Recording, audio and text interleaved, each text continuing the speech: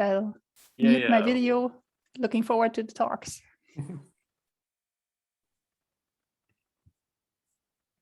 So maybe I will share my screen already. Yeah, yeah, Maciek, please.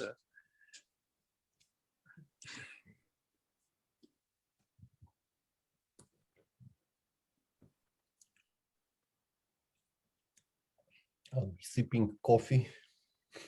Yeah, yeah. On your background, we see a spacecraft, so it's like several seconds before lunch now. Yeah.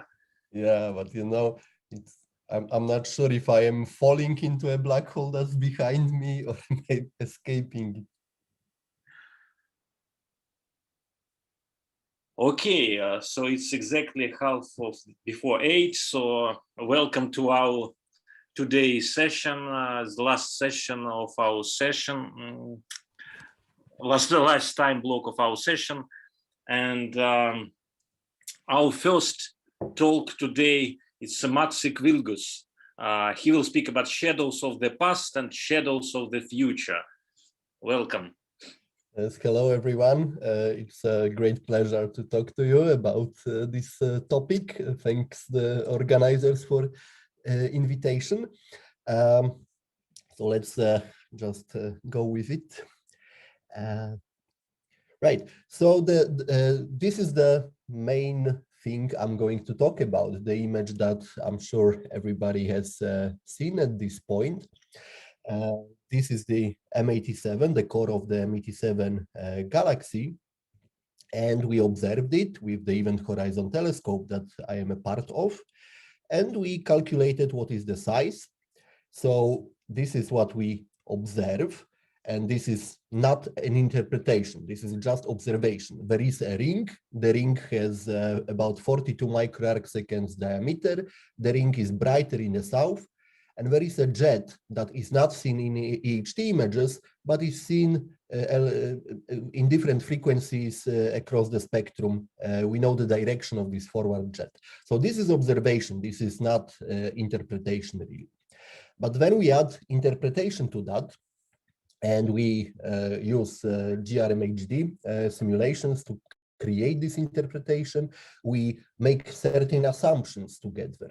We assume that the spin is aligned with the jet, and it allows us to figure out that, well, if you want the brightness in the south, then you need this gas to rotate clockwise when it's projected to the observer screen, and you need the spin of a black hole to be into the screen. So now this is interpretation. This is not just observation.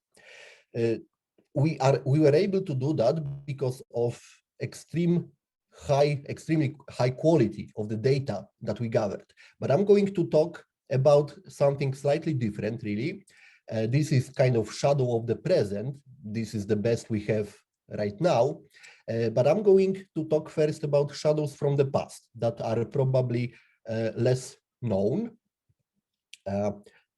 So the story of shadows in the past started really for M87 in 2009.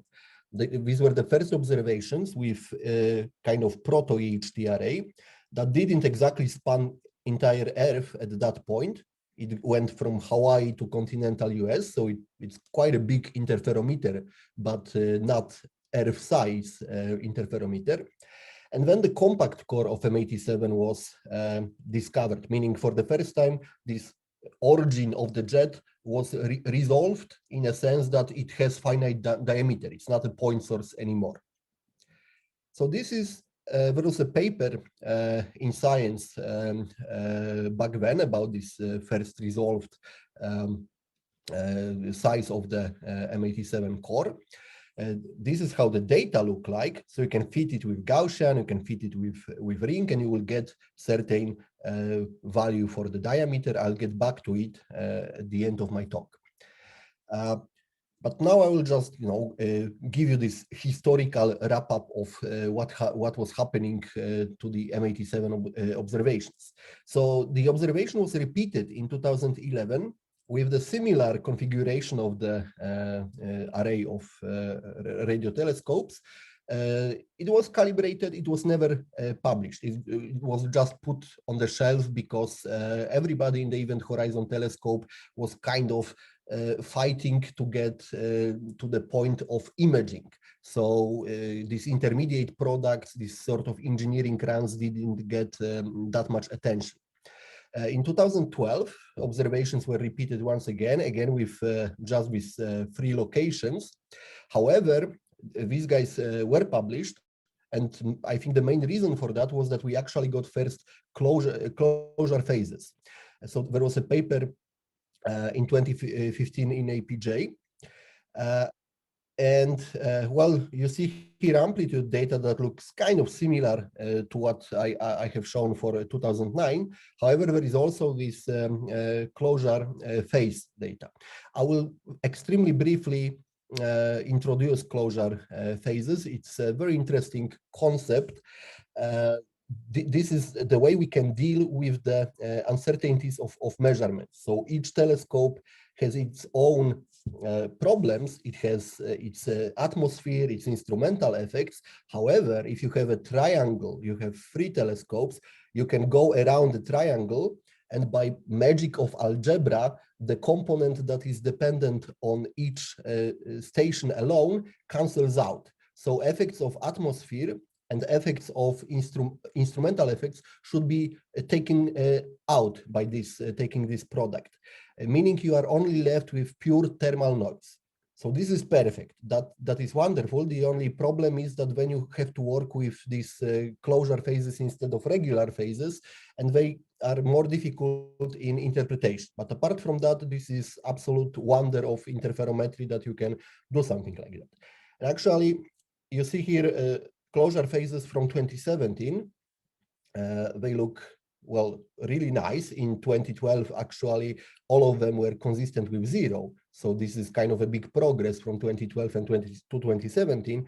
And in 2017, all these results are kind of strongly based on the power of closure quantities, something that we absolutely didn't have in 2012. In 2012, we had just few consistent with 0 closure phases.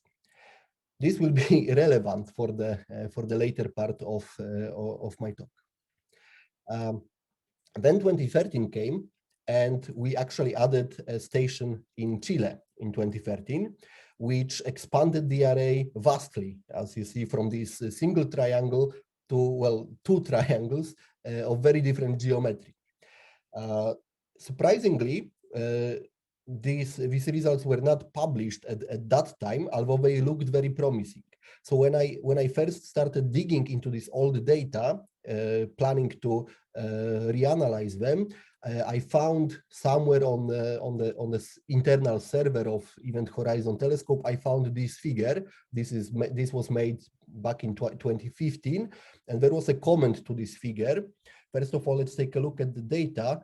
So these guys look like they looked before, and you can fit them nicely with a Gaussian. These are new guys on the baselines to apex. So this long baseline corresponds to these detections at long base length. And there's a comment made by Michael Johnson, who was analyzing those data back then, that the apex detections, so these guys, clearly require a more complicated model. And he didn't specify what he had in mind, but look, this is Gaussian, this is a ring. So clearly at this point, he realized that, well, M87 is not a Gaussian, it is a ring. You have something like a shadow invert. So I would say this is historically first observation of a shadow, although it wasn't verbalized properly, I think. Then 2017 is the observation that you know the results of. This is the latest published results from Event Horizon Telescope. And now you see that this really is a global array. It is spanning pretty much entire Earth. How much did sampling in Fourier plane change between those observations? So take a look that in the past we only had observations in one direction in UV plane, and all of them were of low resolution, really. The gray lines is what we had in 2017, which allowed to create this image of a black hole. Then in 2013, situation is a little better because we have this one direction low resolution guys here, but we have at least a couple of points orthogonally with higher spatial frequency. So, well, this is the paper in which all of this that I'm now describing about these shadows of the past, where this is all explained in, well, excruciating details. But let's just quickly take a look at all the measurements taken between 2009 and 2013. The gray dots are the 2017 model. The colorful measurements is what we measured before 2017. And there are two features that are really worth noticing in this plot.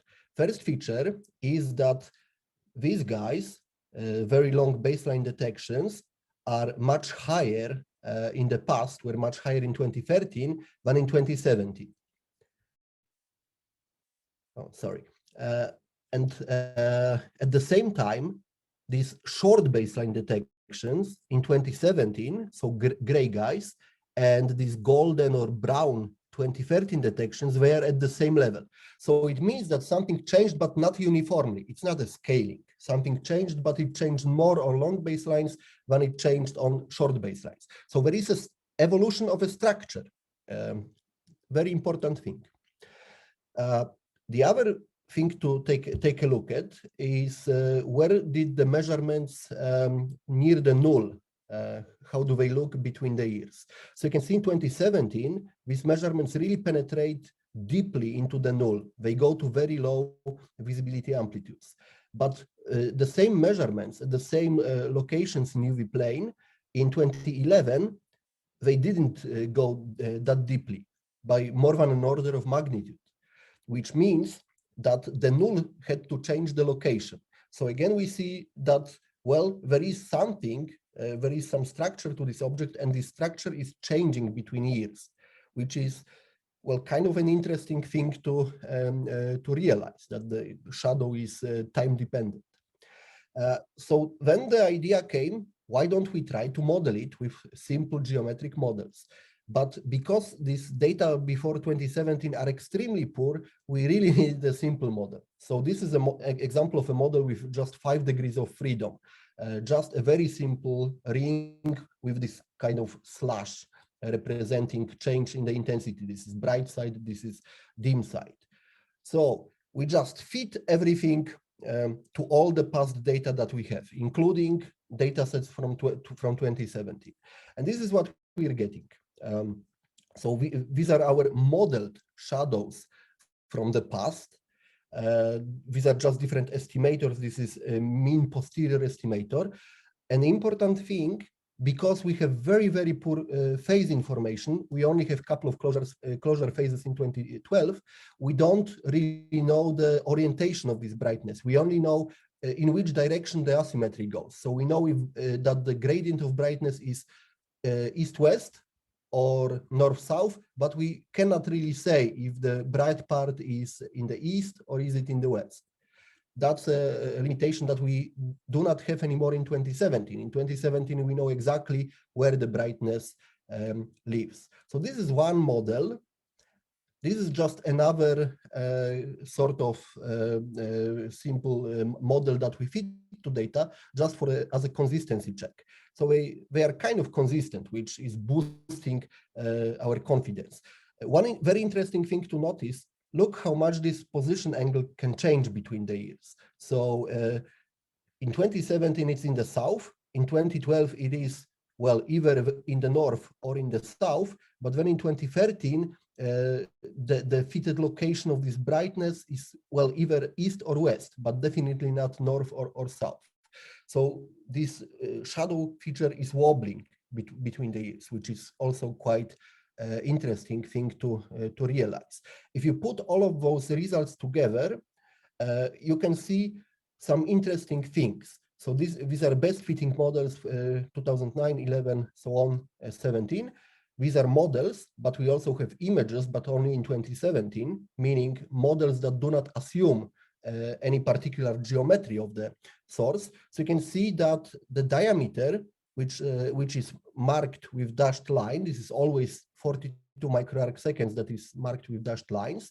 This is consistent between the years, but the position angle is not consistent.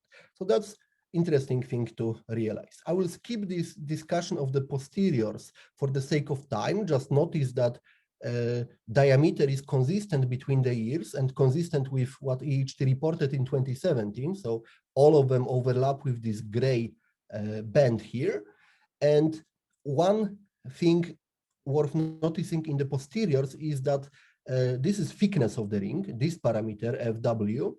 You can see that it's totally unconstrained in 2009. So it doesn't know how thick is the ring, meaning it cannot tell you that there is darkness inside, that there is this dark part of the shadow in the inner part.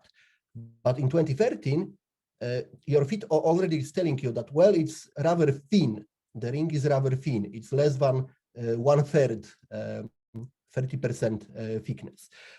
So it means that here we really detect the shadow. We detect this depression of flux for the first time in 2013 data chronologically, meaning when the observations were taken. In 2017, everything behaves like, well, beautifully, because we have so much data to constrain models. So that was my 15 minutes spent on shadows of the past. But now I will take maybe 1 or 2 minutes to talk about the shadows of the future. So of course, we would like now to observe more sources. Here you see a bunch of sources for which we know brightness and we know what kind of ring diameter to expect. So if we increase resolution by factor of 10, for instance, by shooting VLBI antenna to space, we will get access to a couple more sources. Now they will look more like observations from 2019, these poor observations from the past, and not like beautiful observations from 2017. Well, for the reasons of limited resolution and limited coverage. So will we be able to say anything about those shadows from the future? So let's examine again the old observations. The science paper from 2012 that I mentioned, it gave the diameter of the ring from this extremely poor fit, and it said 40 microarc seconds. So in 2019, with all the beautiful data we had, we gave a number 42 plus minus 3. So this 40 and that this is totally consistent. There is also a first detection of Sagittarius star, Sagittarius A star with the EHT antenna. It looks like this, and fitted with a ring, it gives 52 microarc seconds. Now, if you take gravity data and you compute mass and distance, and you compute the expected size of the shadow, surprise, surprise, you get 52 microarc seconds. So already in this 2008 data, it looks extremely consistent. Now we will need to wait couple more months at least for confirmation from EHT with most recent data set that many people are waiting for. But you can already see that it looks promising. Probably this is enough data probably to tell us what is the diameter. This is my last or penultimate slide, that we really need one more thing for this to work. We need the opacity to be right. We need to be able to penetrate with light all the way to the horizon. So we need to be close to so-called synchrotron maximum, where there is a transition between optically thick, this branch to the left, and optically thin, the branch to the right. Otherwise, we just cannot see all the way to the horizon, and we should not be able to see the ring.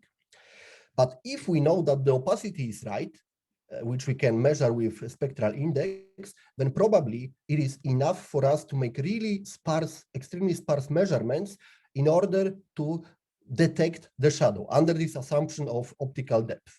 And that is the message about the shadows of the future, that probably we will be able to use them and weight more black holes in that way in the future. Okay, I leave you with this slide about the conclusions. Thank you very much. And I'm looking forward to questions. Thank you, Maciek. We have a time for one question. The first one was Frederick. Yeah, thank you, Maciek, for the great talk. Very Frederick, interesting. you're also awake. What? Sorry? You're also awake at 6:30. Yes, I am. I am always awake. I was wondering how you interpret the change of thickness of the ring. Do you interpret it as a change of opacity or what? Now, Frederick, so this thickness is actually an extremely poorly constrained parameter in these fields. So it's unfortunately really model dependent, meaning I wouldn't really put too much attention to whether it's 30% or 50%. As long as it's not, unconstrained or telling you that it's 90%, I wouldn't try to argue that that we really can say 20% from 50%. Okay. However, look forward to a paper by Sam Gralla and his student that should appear like a week from now, maybe on Archive, that will discuss these biases a little bit in thickness. It's interesting. Okay, thank you. Okay, thank you very much. We have to move. Thank you. Thank you. So our next speaker is Hee-Jong Er, and he will speak about plasma lensing. Okay, please. You hear me? Okay, thank you. Thanks to the organizer to give me this opportunity to present some work, although it's not really gravitational lensing or for black hole shadows. And also thanks to all to get up so early to join this section. For gravitational lensing, I think I don't have to waste time. We all know this gravity and the light. And in the case of a very strong deflection of light, we see the shadow of the black hole. But we may ask is if there's anything else that can also deflect the light. And here I show you an example. You see the surface of this lake. When it's very still, you see there's a very uniform distribution and a very uniform deflect of the light. When there's some freeze, and see the surface of this swimming pool, we see this sort of turbulence. And there's some very strong deflection of the light. We see the very bright part, and in some places there's some demagnification. We see the dark place. Well, we may ask if there's similar things in the universe. Well, there's no lake, though there's no ocean, there's no swimming pool in the universe, but there's some similar things in the universe. People in the pulsar are probably very familiar with this picture. When we observe the pulsar, actually the radio signal suffer a lot by the turbulence of the plasma in the interstellar medium. We sort of need to reconstruct the pulsar image or the signal because of the interaction between the radio signal and the free electrons. But most of the pulsar, our observations within the Milky Way, even outside the Milky Way, actually we see something like that. This observation several years ago, many years ago, is cosmology distance quasar. And we happen to find this strong variation of the light curves. And we know this is definitely not a random work of the quasar variation. And soon people realize this is a deflection by the sort of combo of plasma. The picture is very similar to a microlensing when the source or this clump of plasma, there's some motion, transfer motion between the source and this plasma, and we see the light variation. But this is not exactly the gravitationally microlensing. The light curve is totally different. So what is that? Is we call and they call this. So the name is extreme scatter event because it's scattered by the plasma. So, but we can put the picture of gravitational lensing and the plasma lensing together. We try to compare these two phenomena. In gravitational lensing, the deflection is caused by the homogeneous distribution of the mass, the total mass. But in the plasma, we call plasma lensing, the deflection is caused by the electron density, the inhomogeneous distribution of electron density. And the gravitational lensing is a converged light. The plasma lensing, this compound plasma, they diverge the light. And the gravitational lensing is non-dispersive. The plasma lensing is dispersive. It depends on the wavelength of the observation. And given by the typical density in the universe, we can only observe this plasma lensing in the radio band. And there's also some other astrophysical properties. So we'll come to that later. So the key point is the phenomena is very similar between the gravitational lensing and plasma lensing. We can borrow the theory from gravitational lensing. The basic things is this lensing equations. The only difference is when we calculate this deflection angle, we calculate it from the project electron density. So in the similar fashion, we can define this effective lensing potential, plasma lensing, and by the lensing theory, from the lensing potential can calculate everything that we need in the image distortion, time delay, or whatever. And the key point is we don't need to solve Poisson equation to calculate this lens potential in the plasma lensing case. There are some other different physical properties in the plasma lensing. First, in most time, we don't know the density profile. We have no, in gravitational lensing, we know that either black hole or galaxy, we know this point source or single isothermal W profile. But in plasma lensing, we have no idea how the density profile looks. Actually, we even don't know the typical density. The variation is very large. And this plasma lensing usually happens on a very small scale. You know, there's very strong fluctuations in the stellar media from very large and to very small scale. And it usually happens very locally because this we mentioned this potential of plasma lensing. We don't need to solve Poisson equation, so it's fully determined by the local density variations. And for the source of this plasma lensing, it's also different. We mainly focus on this point-like source, like pulsar, quasar, or FRB. Because of that, we don't have image distortion. We only focus on the magnification curves or the frequency-dependent time delay. Before I move on, I show you a small example of how this plasma lensing looks like. Here I put a lens in the center of this image, and I move a source. It actually is an extended source from the bottom left to the right up corner. When we can see the image distortion and also the magnification. Several points we need to say this. First, there's also multiple images. There are possible 2 or 3 images, and they appear at the same side of the lens, unlike the gravitational lensing. And the image distortion is radial, it's not tangentially like in the gravitational lensing.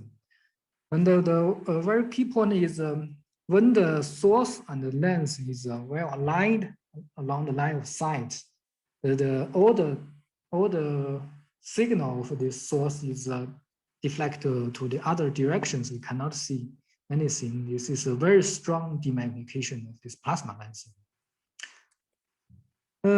So when they talk about this plasma lensing in the beginning, about this extreme scatter event, people construct a Gaussian density profile and try to explain this phenomenon.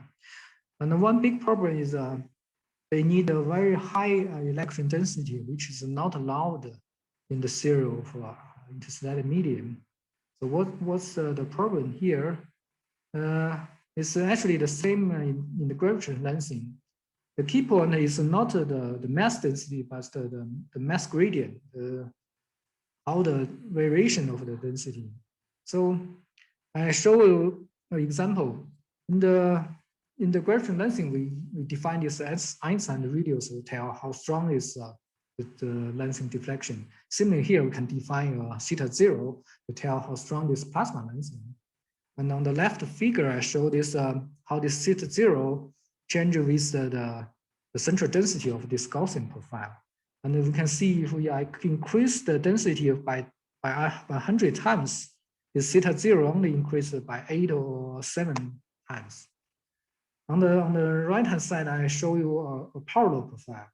And the similar here, if I increase the density by 2 order of magnitude, the theta 0 does not change very much. But if I use different parallel, like here show it's a power index 1, 2, or 3, the theta 0 increase dramatically.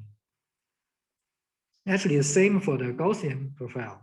Here I show the curve of lens equation. If it's flat, means this lensing is very weak. There's no strong deflection.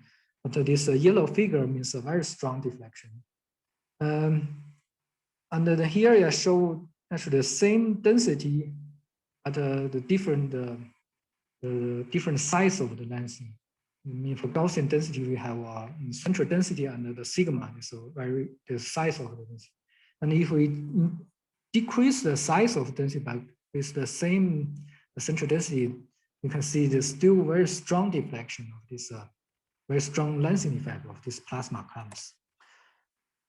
Okay, anyway, we can show this magnification curve by just simply calculate the lens equation of potential. And this is what I get from a theoretical model. This is for both for Gaussian or parallel profile. We can compare this is a real observation. We can somehow construct this observation very precisely, just tune the parameters.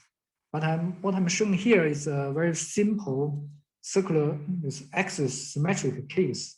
You can of course you can add more parameters to free your models, and then you can feed this curve better. So that's for the magnification. The other effect is about time delay. Well, thanks to our source, this pulsar FRB, the whole source, we can measure this time delay very precisely. And another good thing in the plasma lensing is they are frequency dependent. But before I would like to remind you this so-called dispersion measure is very widely used in the poster study or FRB study. Because the velocities change of this radio signal in the plasma, what we receive this the signal depends on the frequency, and from that they can measure the project density of electrons. And what they call this is a dispersion measure, basically basically the free electron density. And this time delay actually is very similar to the gravitational lensing. In gravitational lensing, we have also this time delay, and there are two sources of this time delay. One is a so-called geometry delay, the other is a Shapiro delay. Same here in the plasma lensing, we have this geometry, which is due to the change of the light path of the signal, and this dispersion delay, which we can compare with this Shapiro delay, play the same role here. The problem is which one of these sources are the dominant one. Actually, our chairman Oleg has a paper on this problem on the gravitational lensing, and we found in most time actually the Shapiro delay is the dominant. Only when you enter the so-called strong lensing regime, this geometry delay is non-negligible. And it's exactly the same in the plasma lensing. I show you a small example to demonstrate this problem. On the left is I adapt Gaussian lensing. On the left, I show the geometry delay, and this is frequency, and this is the position of this lensing, the source with respect to the lensing. On the right-hand side, I show the dispersion delay. And I also show this ratio between the geometry to the dispersion delay. And we can see that this dark region tells us where we cannot neglect this geometry delay. And the interesting thing is this ratio is also frequency dependent, which means that the geometry delay and the dispersion delay has different dependence on the frequency. And actually we can calculate that. Theoretically, we know this dispersion delay is proportional to the frequency to the power of -2. And the geometry delay is to the power of -4. Because of that, we probably get some interesting bias. Here I show one small example. This is what I simulate this dispersion, this time delay with frequency. And this I show 3 grid scale. On the left is for this case, if we only consider this dispersion delay. On the right is very right grid one is if I include everything, the dispersion delay and the geometry delay. And I try to compare this with theoretical predictions. This deep blue lines, if I use this formula, this dispersion formula, but with dispersion with electron density is 17, and this light blue line is the same formula, but I need to increase the electron density. But it's the red curve. It is that I use the same electron density, but I also take into account of this geometry time delay, which is proportional to the power of -4. So in short conclusion is that if you not take into account this geometry delay, the estimate of this dispersion measure might be biased a little bit in case of this we are in the strong lensing regime.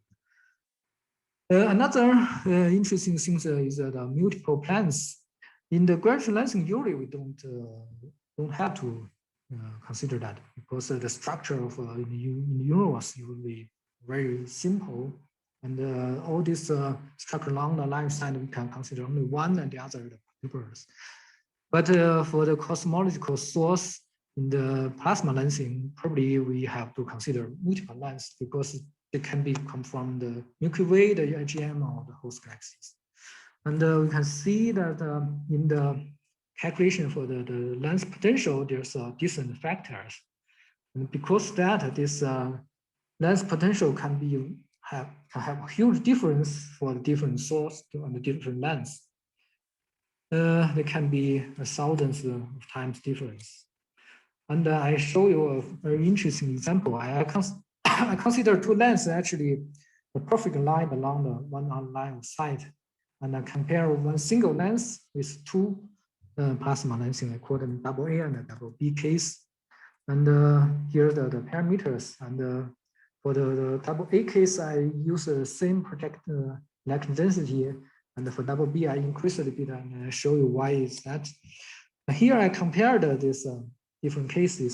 The blue line is a single lens, and this green one is double A, and this red one is double B cases. And the left is again the lens equation, the right is the magnification curve.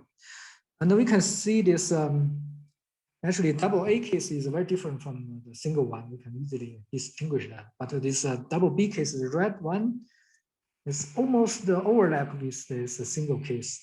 And at a large distance, there's a nearly constant offset. And from the right-hand side, we see that even the magnification curve is almost the same. In principle, it's very difficult to distinguish this single lens case under the double B lens case. But in reality, there's other things that we could consider is the time delay. Here I show one example. I put the source at one particular position, and we can calculate, and it generates 3 images. I give this image position, the magnification, and the time delay of these 3 images. And I compare this single lens case, this double B case, and this is I think this is B2 lens case.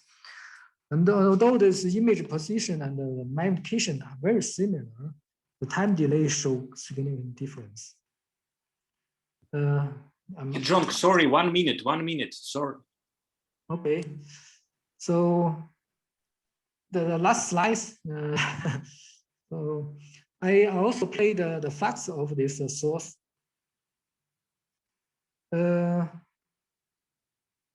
If I show different, on the left, I show this very narrow pulse, and on the left, I use a bit wider, like a Gaussian pulse. After this plasma lensing, we see we get some difficult to get the intrinsic this flux profile of this source, and the different lens configuration will give a different kind of flux properties. Okay, so this is summary where I show you basically about this plasma lensing. And because of this geometry time delay, we probably get some bias in case of strong lensing.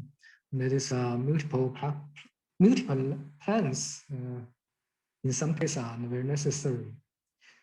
It could be used for the study of FRB to trace these missing baryons, and also maybe to reconstruct the back shadow when the black hole is surrounded by the plasma. Okay, I will stop here. Maybe I'll run out of time. Okay, thank you very much. I'm very sorry, Alexander. We absolutely have no time for discussion. Okay, fine. I'm sorry. No, it's fine. Our next speaker is Volker Perlich. Please.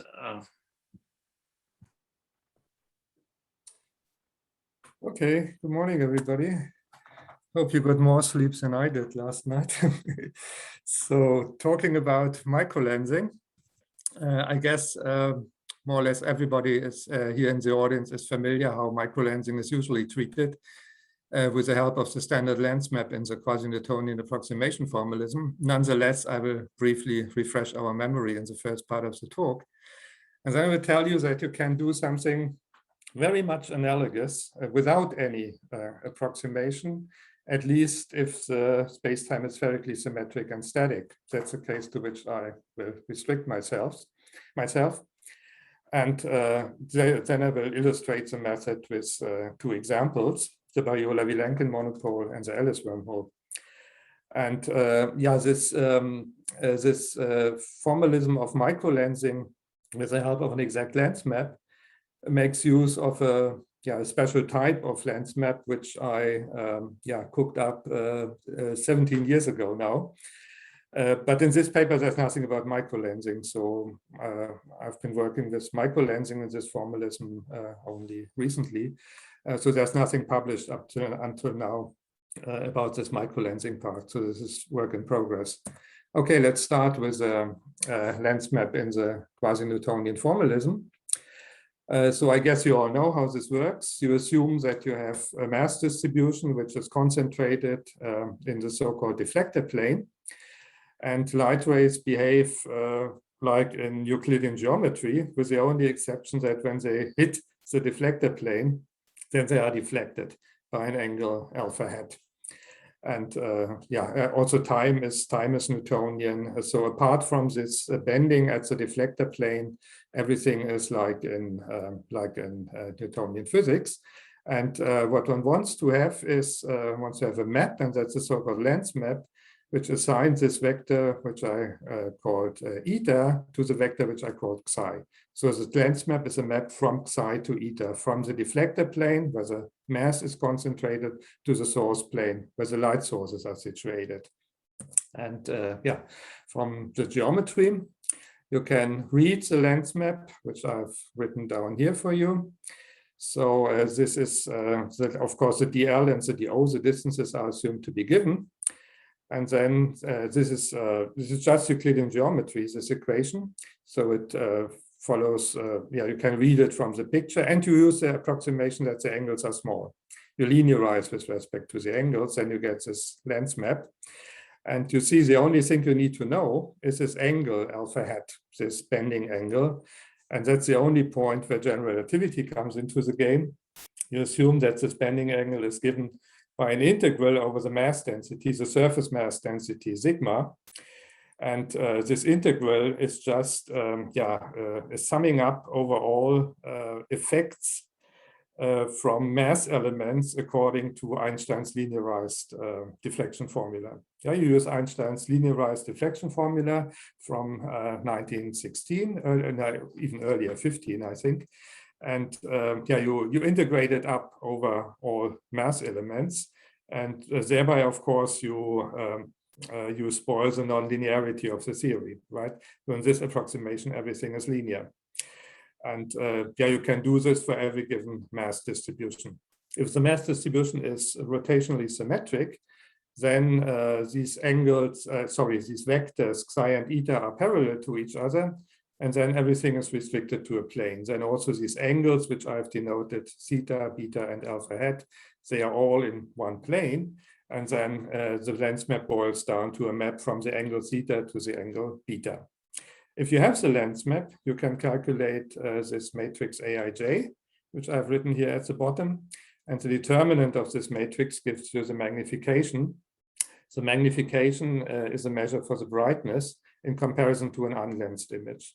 So if there's no lensing, if there's no deflection, then this mu is equal to 1, as you can immediately read from the lens equation. Now, in this formalism, you can do microlensing. For that, you assume that you have a light source moving in this plane. Yeah, moving in this eta plane. So, for instance, you can assume that it is moving parallel to one of the axes, say parallel to the eta 1 axis, with a constant velocity v, and at a distance to the axis s. And then for every mass distribution, you can calculate the brightness of the images.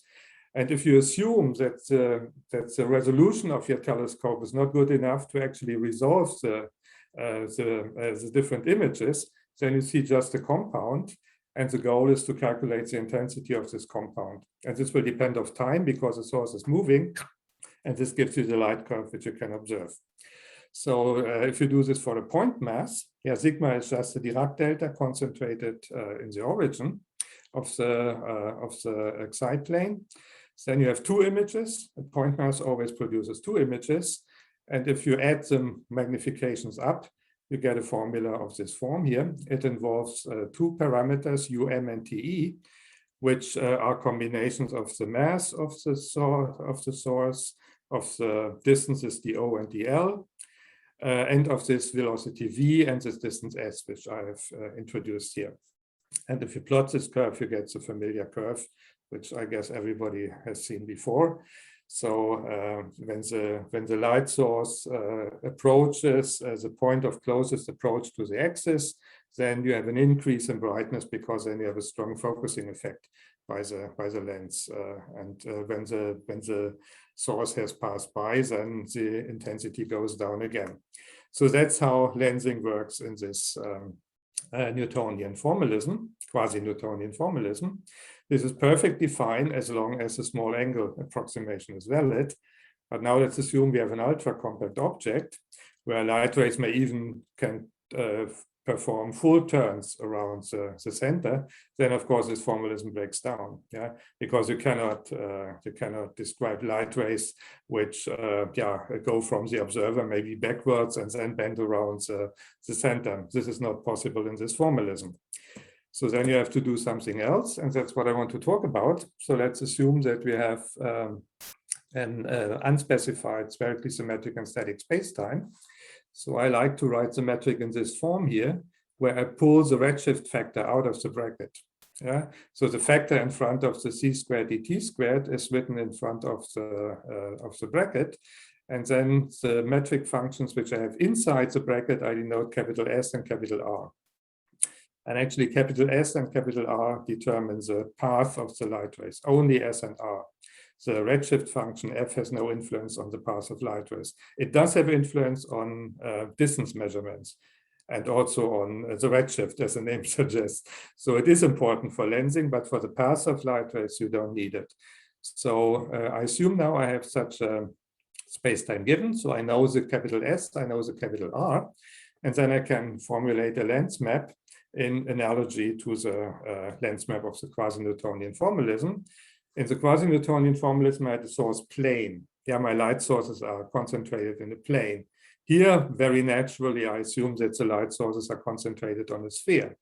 The sphere R equal RL. So my light sources are on the sphere R equal RL. My observer is at a radius coordinate RO. And now I remember, if I had symmetry around the axis in the quasi-Newtonian formalism, the lens map boiled down to a map from an angle to an angle. And the same thing I have in an arbitrary spherically symmetric and static spacetime. The pre-image of the map is this angle I denoted theta. It's the angle under which a light ray starts from the observer with respect to the radial line. And the angle phi is the angle swept out by the light ray until it reaches the source sphere, R equal RL. Yeah, so the lens map is a map which assigns the phi to the theta. And this is a map. It's of course not invertible, yeah, in general. So we have multiple images. So in general, this is not invertible, just as a lens map in the quasi-Newtonian formalism. Well, in order to work this out, you just need to know the spherical, the light-like geodesics in your spacetime. And of course, this is standard procedure. So, and by integrating the equation, the orbit equation, the R by d phi, you get this angle phi, the angle swept out by the light ray in the form of an integral from RO to RL. And what is under the integral is the metric functions R and S. Yeah, the redshift function has no influence on this. And so if I know the metric, if I know S and R, I can calculate this integral. So this first formula is for the case that the light ray goes monotonically from RO to RL. And the second equation is for the case that the light ray first goes in the direction of decreasing R, goes through a minimum, and then goes up to RL. And the minimum value of the radius is this Rm of theta here, the lower bound of the integral, which can be calculated explicitly from the orbit equation. Yeah, so it's a known function of theta if you have the metric specified. Okay, that's the lens map. You can also calculate the travel time for your light ray. This is given by a very similar integral for light rays where R is monotonic by a single integral. For light rays where R first goes to a minimum and then goes up, we have these two integrals here. And now we also want to measure the brightness of images. In the quasi-Newtonian formalism, we use the magnification. The magnification refers to an unlensed image. Here in this formalism, I don't know what an unlensed image is, so I cannot use the magnification. I use the luminosity distance as a measure for the brightness. Here, the flux which arrives at the observer is proportional to the inverse of the luminosity distance squared. So that's the quantity I have to calculate. And that's a standard procedure in a spherically symmetric and static spacetime. And if I use my notation for the lens map, then you see that the derivative of the lens map, d phi by dt, enters, and also the phi under the sign term here itself, and the argument theta. And yeah, now I have everything in order to do microlensing. So I have now to assume that I have a light source which is moving. So you can prescribe any curve for the light source in the space-time parameterized by time t. So I've chosen here a straight line in my coordinate picture. Then, so the velocity is v, and the distance at the moment of closest approach from the axis is yl. And zl is how far away, how far behind the source, behind the lens, the source is situated. So then you get RL of t. Now I have not a light source which is on a sphere. So this radius of the sphere now changes with time. Yeah, it's RL of t. And yeah, this angle swept out must be described by this formula, where of course I have to identify phi with phi plus 2 pi. Yeah. So if a light ray makes a full turn, then I'm again at the same position. So I have to, when I calculate the pre-images, I have to be careful that this is that the map is not invertible, that I have many pre-images or several pre-images for each for each position of the light source. Okay, now I have all the equations together. Now I just have to plug this into, for a specific metric, I have just plugged this into my integral formulas. And the first example I want to work out is the Biola-Vilenkin monopole, which is given by this metric. If k is equal to 1, this is just Minkowski spacetime. If k is smaller than 1, or more precisely, if it is between 1/2 and 1, then I have here such a deficit angle delta, which is smaller than pi. This means I have to cut out from my three-dimensional space a cone, and the opening angle of this cone is delta. So, and then I have to glue together the boundary points. So you see just from the picture that if the light rays are the straight lines in this picture with a cone removed.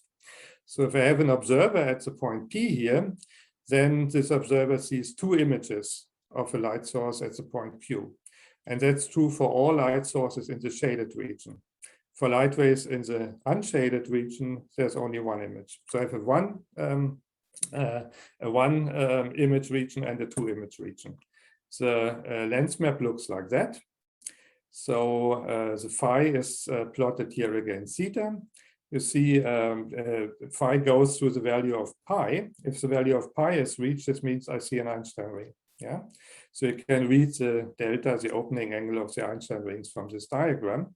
And you also see that there's multiple imaging because phi is the same as phi plus 2 pi. So if you are here at this point, then this is the same source position as this here, if you add 2 pi. So in the shaded region, you have double images. In the unshaded region, you have single images. And you can plug this into the formulas I've shown you, and you can calculate the lens, the light curve, and that's what you get. It's very similar to the light curve from the quasi-Newtonian formalism for a point source, apart from the fact that here, when the source enters from the two image region into the one image region, there's a kink. There's a derivative is discontinuous. That's a feature which is in principle observable. And my second example is the Alice wormhole. So the Alice wormhole has this metric here. If A is 0, I have again Minkowski spacetime. For A different from 0, R equals 0 is not a point, but rather a sphere with a finite radius. And R now runs from -infinity to +infinity. And now to make something interesting, let's assume that the observer is on the other side from the mouse as the light sources. So I have my light sources here in the upper part of the diagram and my observer here in the lower part. And that's the lens map, phi as a function of theta. You see now the phi diverges, and this indicates that I have a light ray which spirals asymptotically towards the neck of the wormhole. There are infinitely many Einstein rings, and there are also infinitely many images for each source position. And again, you can calculate the light curve. It's not very much different from the light curve of the quasi-Newtonian formalism. Actually, only the primary and the secondary images contribute significantly. Already the tertiary image has a very low intensity, so you don't see the contribution in this diagram. And for the higher order images, it's even smaller. So this was an illustration of how the formalism works, and you can do this with any spherically symmetric and static space-time you like. Okay, I should give you some references. So lensing by the Alice wormhole was first considered by Chetouani and Clément in 1984, but they didn't do microlensing. Microlensing by wormholes was done, and it has been done, as far as I know, only in the quasi-Newtonian formalism by Margarita Safonova and collaborators. And what I've talked about today is not yet published, it's work in progress. I just started together with a young colleague from India, Dilip Pavansuria, to work on this. And we hope to get something which is publishable in the near future. Okay, thanks for listening. Okay, thank you very much, Volker. We have a time for one question.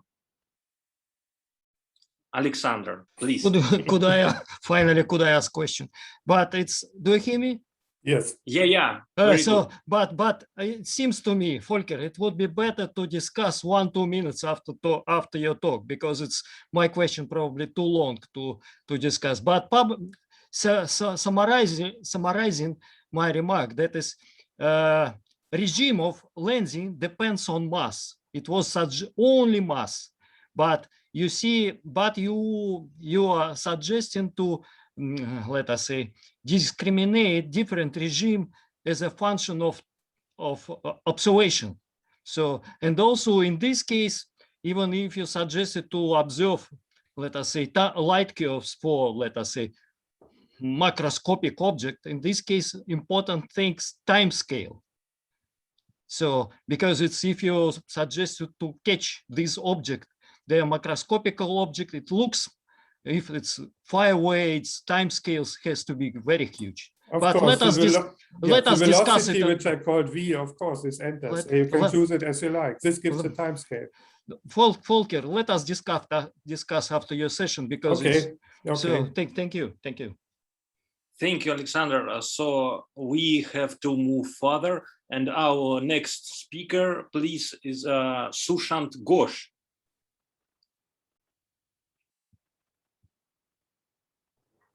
Good morning. Hello, please share your screen.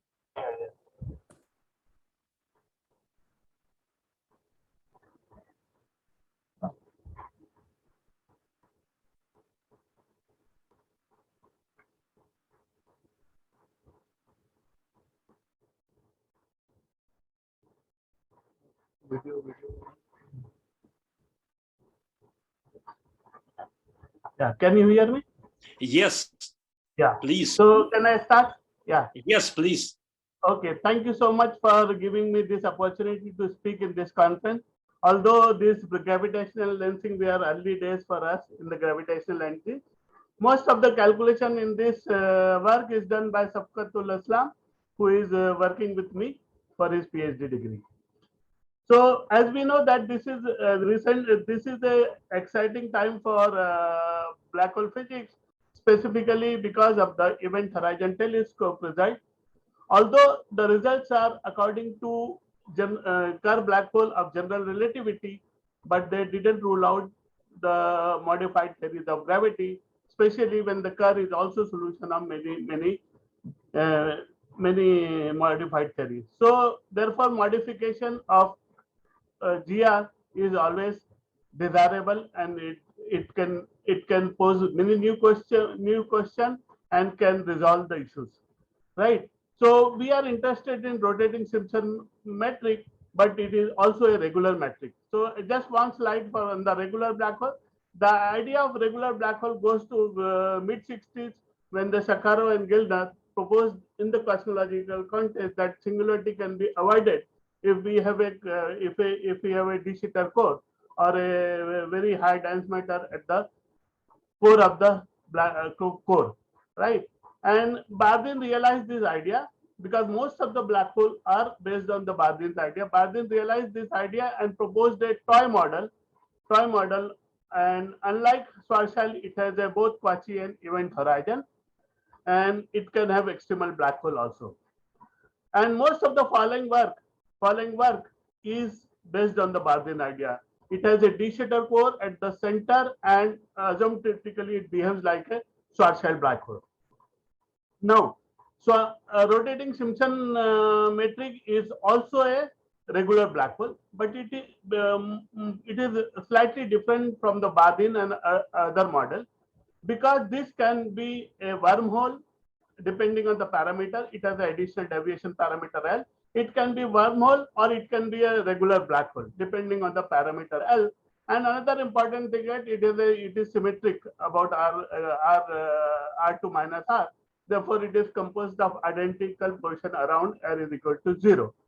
The rotating version of the assumption version was obtained by these people, Mazza, in the JCAP paper, and it is based on the Newman-Jennings algorithm. We know the problem associated with Newman-Jennings, and this is a typical solution which is the extension of Kerr black hole and encompasses curved black hole as spatial case when L is equal to 0.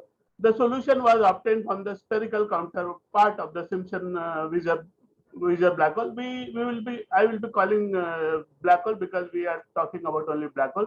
Although depending on the parameter, it can be wormhole also.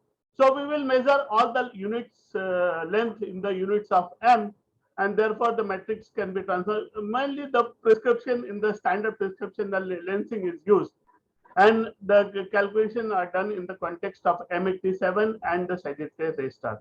So we have this metric in the new coordinate x, and also like curved black hole, it has a coordinate singularity which correspond to the horizon. And we are interested in the horizon. So this is typically can have only one horizon also if your L is in between 1 minus this range. If L is between, if it is in this range, then it is like our black hole has got Cauchy event horizon, and it can also have extremal black hole. So we will restrict to L to the parameter where it is only black hole. We are not talking about the wormhole solution, which is depicted in this figure. So this is the parameter space for our space time. So here you have two horizons. Here we have only one event horizon.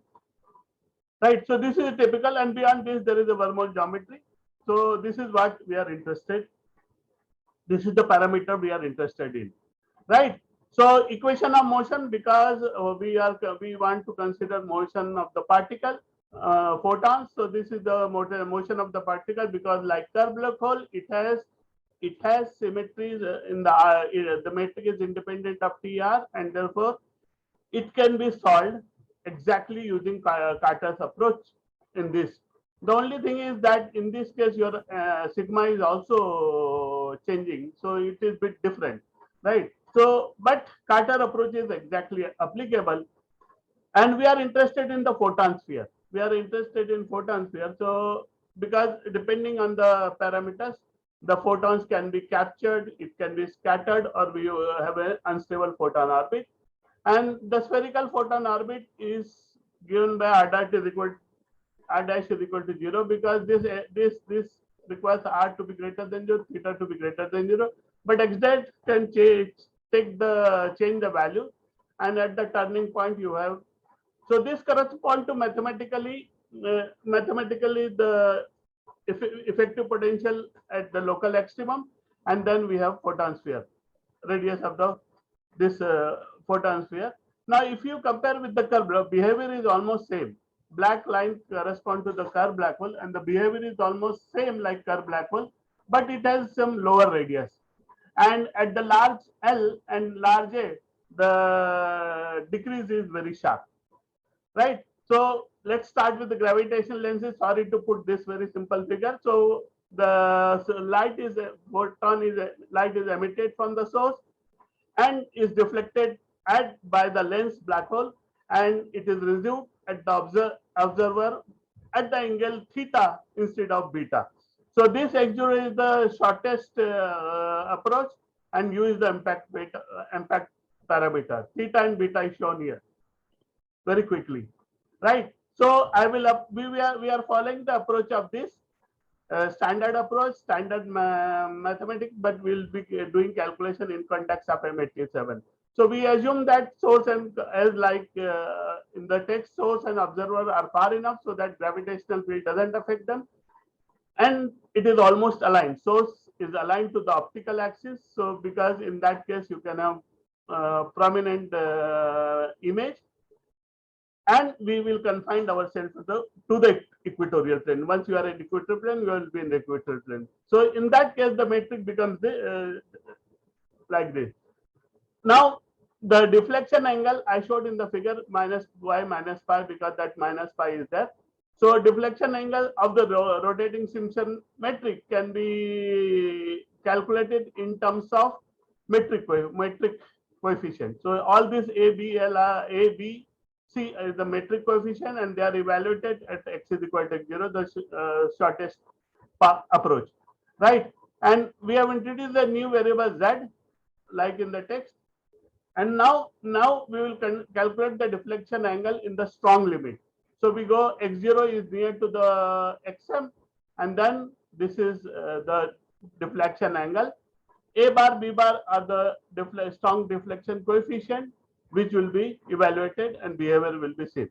Right. So this all are standard. Only the impact parameter is calculated in terms of the metric coefficient. So all these calculations, standard calculation. Right. So behavior of the lensing coefficient, A as like curve black hole has increasing behavior, A, right, and B has decreasing behavior. But when you have larger value of L or A, then the increase is very sharp, and so is that in the decrease in the B is very sharp in compared to the curve black hole. So the sim L is the parameter, additional deviation parameter of the curve black hole, has a impact on the lensing. Deflection angle is this, and at the photon sphere this diverges, which is expected, and the radius, this radius is becoming smaller with the L as well. L, if you increase the value of the radius, is becoming smaller. So the deflection, this deflection angle is diverging at the radius, critical radius of the photon sphere, right? Now lens equation.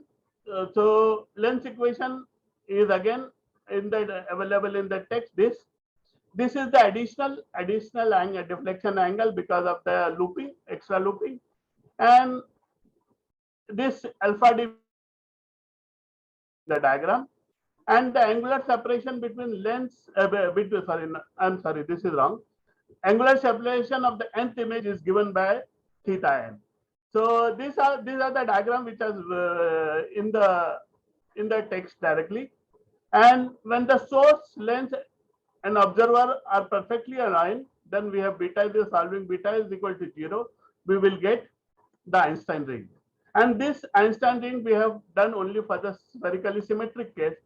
And for the black hole, the outer black hole is Sagittarius A star. Then the blue is M87, then NGC 4649, and then the innermost is the NGC 1332. So the for 4 black hole, numerically this has been evaluated. It is only for the spherically symmetric case, not for the curve case. This is not. It is only because the for curve case it will be a bit different, right? So now I will give the observables, evaluate the observables, all the standard observables. Theta and pt is the angular radius of the photon sphere, the position of the innermost packed image, and S is the distance between first image and the rest image, and R is the brightness difference.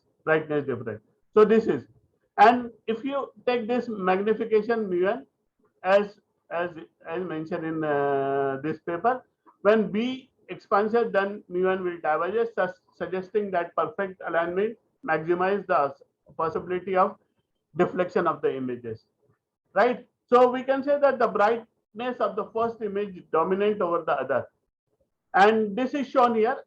The separation is S is shown here, and it is again similar to the curve black hole, but it has a effect when you see this green and red and blue line. This is corresponding to the various values of L, and this is event here. Here we are varying L, and here we are varying A. So in both cases there is a difference from the curve case. Here it is compared with Schwarzschild case. A is equal to 0. Here it is compared with the curve case, right? Now if we say brightness is here again similar to the curve case, with the effect of L can be very evidently seen. L effect can be very evidently seen that brightness is decreasing, and also in the Schwarzschild case, it is also bit smaller, bit less compared to the Schwarzschild black hole. So Simpson-Vischer, spherically symmetric Simpson-Vischer has the less value, right? Now time delay. the time delay between first and second image when they are on the same side of the lens can be approximated by this, right? This is a formula which is given in this paper, and the essential requirement for measuring time delay is that source must be variable, which are there in the galaxy. This variation will show up with the temporal phase in all images. Thereby, it will be possible to measure the time difference between the relativistic edges. So, relativistic images. So we have evaluated for all 4 black hole mentioned. I have just kept here in the for the three black hole, although we did for 4. Now, as far as for Sagittarius A star is concerned, the time delay is in the order of minute, whereas in the case of M87, it is order of several hundred hours. But this time is more than enough. This may be difficult for any astronomical observation, but this time is more than enough, provided we have this resolution, because this is very small, microsecond. So time delay is for M87 is very comparatively very high, right? Now we apply all this theoretical, which is standard, to the Sagittarius A star and M87, right? The mass of the M87 is taken from the mass of the M87 is taken from the Event Horizon Telescope, and Sagittarius A star is also taken from the standard. So observable theta infinity time delay between first and second relativistic, and this three observable, surprisingly doesn't depend on the parameter L, right? And we can see that the rotating black hole, Simpson black hole, has more intense image, right? The angular position I will show in the table the values calculated for this. Now A is equal to 0 correspond to the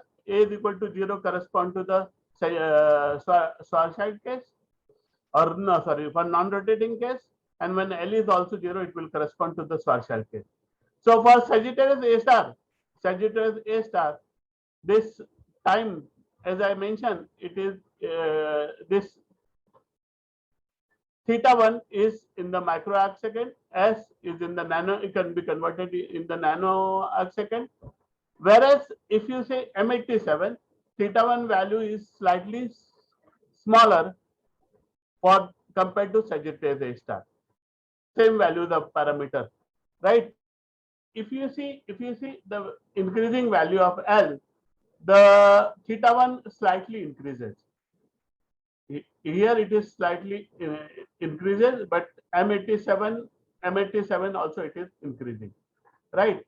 So this is the result. Now let me go back, right? The angular position and angular separation of the relative these images for the given parameters A and L for Sagittarius A star black hole, as I showed in the diagram, are larger than that of M87. Time delay for the first image from that of second image for M87 is Sagittarius A star is only in order of minutes, whereas M87 it is in the order of couple of hundred hours, right? Thus we can say that time delay in Sagittarius A star is much shorter for the observation, and it is difficult for measurement.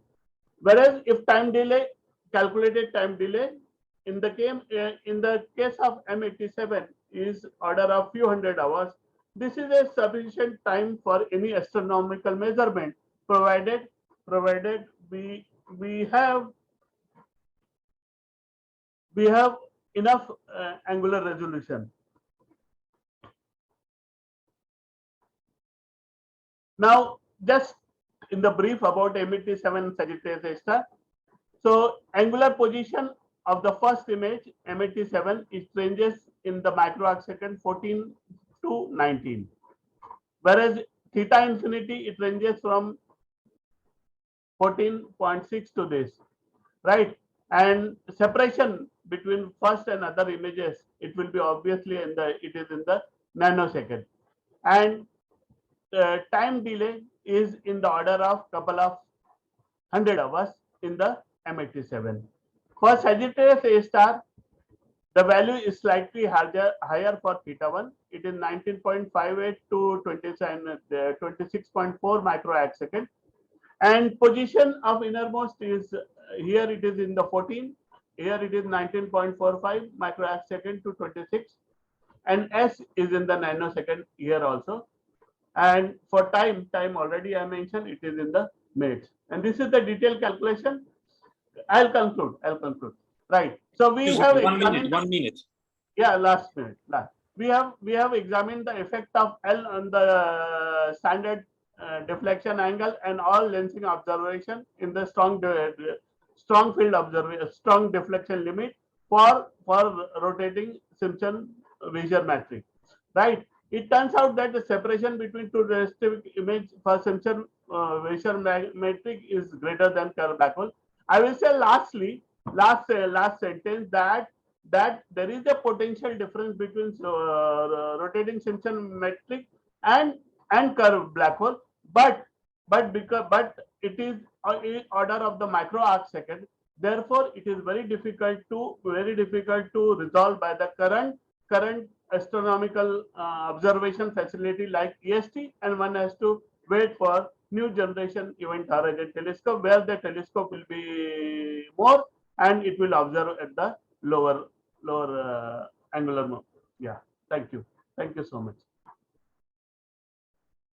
Thank you very much for your talk. Regrettably, we have no time for questions. We have a strict schedule, so we have to move. Thank you very much again. Our next speaker is Kirill Kobyalko. Ask in the chat. Good morning.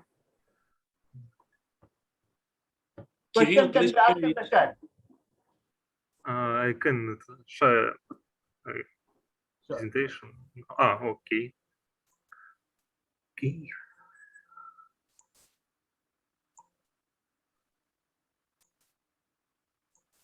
Okay, let's start.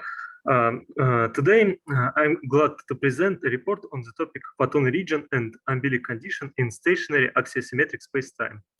I want to discuss some possible generalization and geometric interpretation of photon surface in stationary spacetime with rotation like Kerr solution, or static spacetime with deformation like the Poiver-Heath solution. First of all, I will briefly recall the main aspects of photon surface theory in non-rotating spacetime. Then I will consider the geodesic motivation for the existence of photon surface in rotating spacetime. And finally, I will give a new geometric interpretation and definition of photon surface suitable for arbitrary stationary axisymmetric spacetime. The simplest example of photon surface is a photon sphere in Schwarzschild metric. It is easy to see from the radial geodesic equation that any null geodesic with any impact parameter initially touching the photon sphere completely belongs to it. This property underlies the close connection of photon spheres with the mechanism of formation shadow and relativistic images in strong gravitational field. In fact, photon surfaces have a deep geometric interpretation. They are totally embellic surface without boundaries, which means that their first and second fundamental forms are proportional for each other for any tangent vector fields.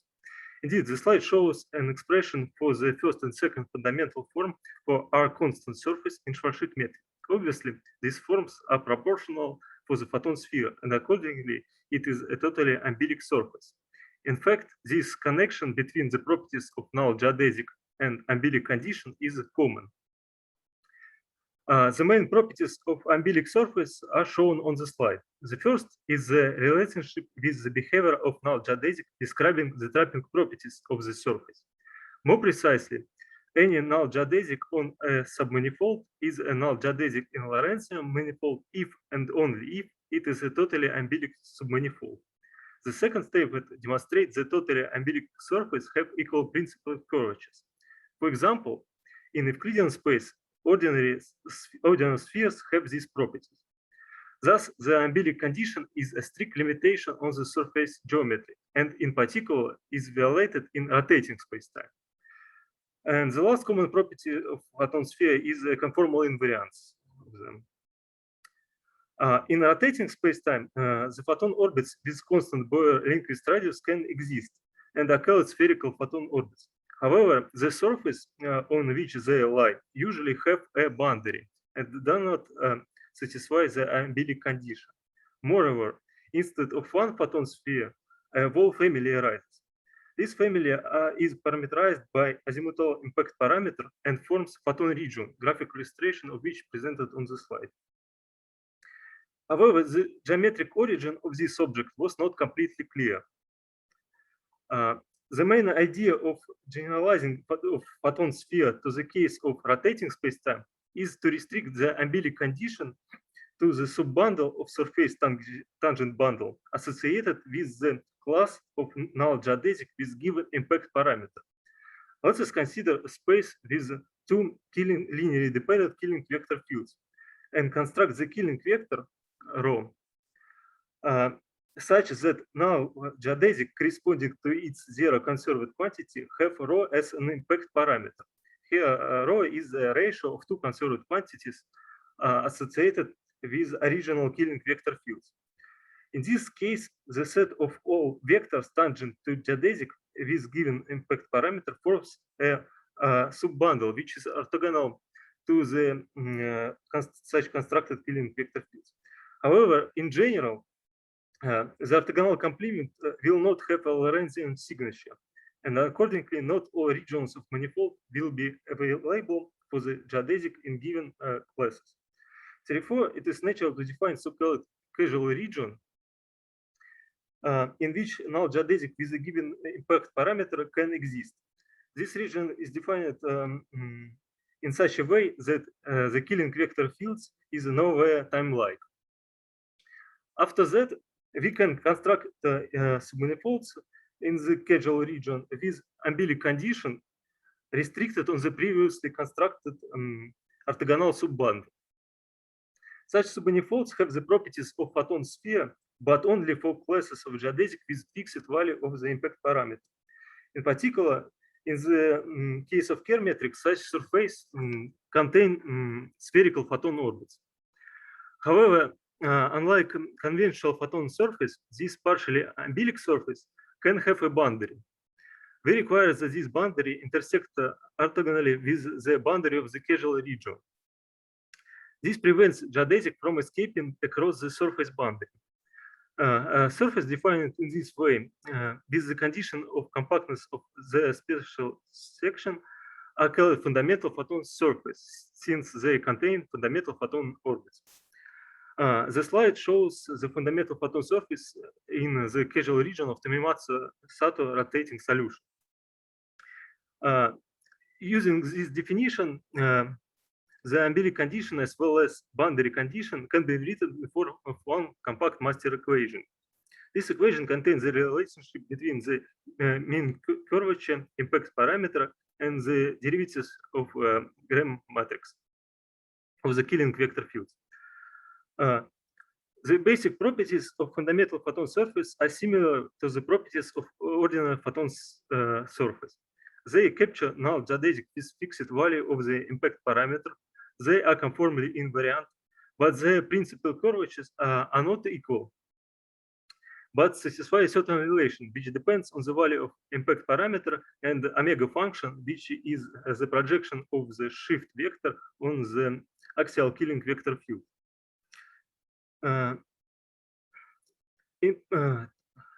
In particular, this leads to the fact that some topological properties and, for example, Penrose inequalities for such fundamental photon surface slightly changes.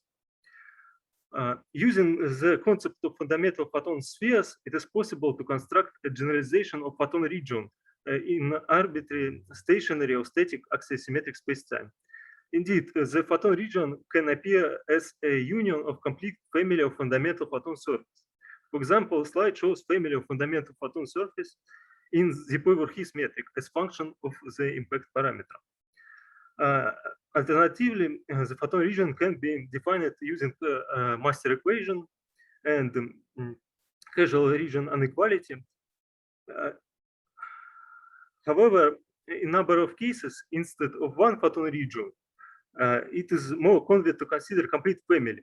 parameterized by impact parameters. This photon region does not contain all information about structure of fundamental photon surface and accordingly metric optical behavior. Fundamental photon surface and generalized photon region exist in wide classes of spaces, including non-integrable dynamical systems, such as Zipovy-Verhis and Lemaitre-Sato solutions. In particular, they determine the process of scattering of null geodesic, as shown on the slide.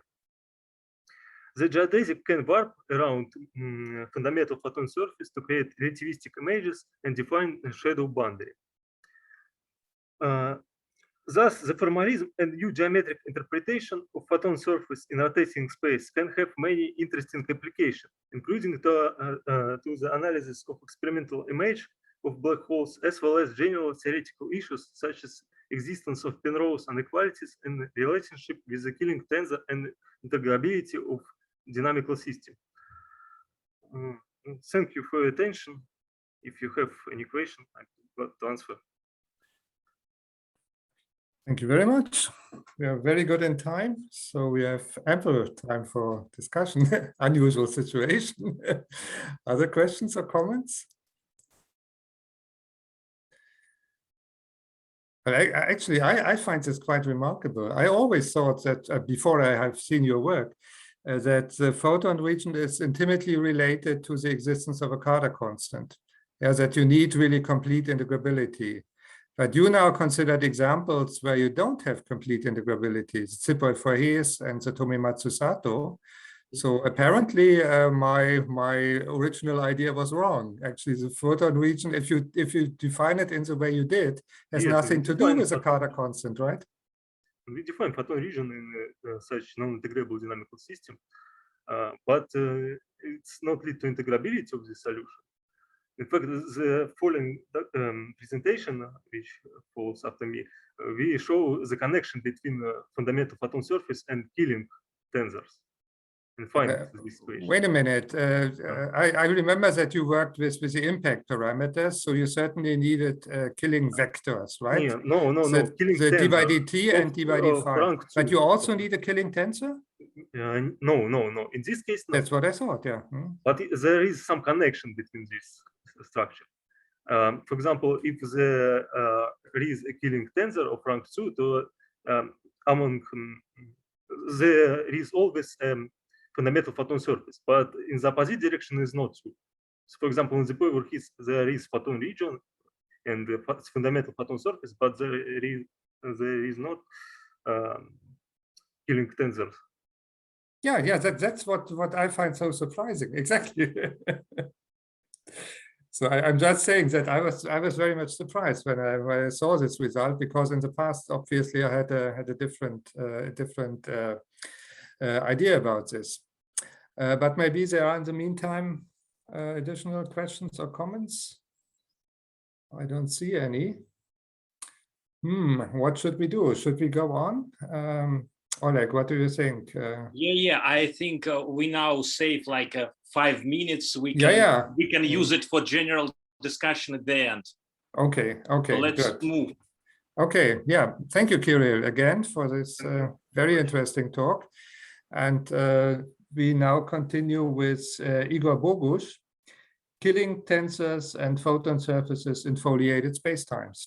Please, Kirill, could you stop sharing, please, so that Igor can share his screen? Good morning. Do you see my screen? Yes. Okay. First of all, I would like to thank organizers. But we don't see you if it's important right now.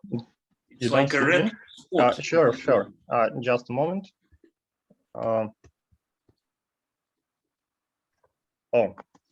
Yeah. Okay, very good. And please share your screen. Yeah. Do you see it? Yes, we see it. Okay, thank you. Thank you. I would like to talk about Killing tensors and photon surfaces in foliated spacetimes, and this talk is about the generation of Killing vectors, then we can foliate the space-time in some way, and we have found some profound connection of this theory with fundamental photon surfaces, which were discussed in the previous talk. So let us start with a definition, with some fundamental definitions. Let us start with some Lorentzian manifold of dimension m with some scalar product and Levi-Schwitte connection, and we can define a Killing vector through Killing equations. You can see them in indexless form, and we know that Killing vectors are associated with symmetries and integrals of motion. We can generalize Killing vectors to Killing mapping and tensor. Killing mappings are subject of similar Killing equations, and we can define Killing tensor of the second rank as a symmetric form through this Killing mapping. Surely Killing tensors of the second rank are also associated with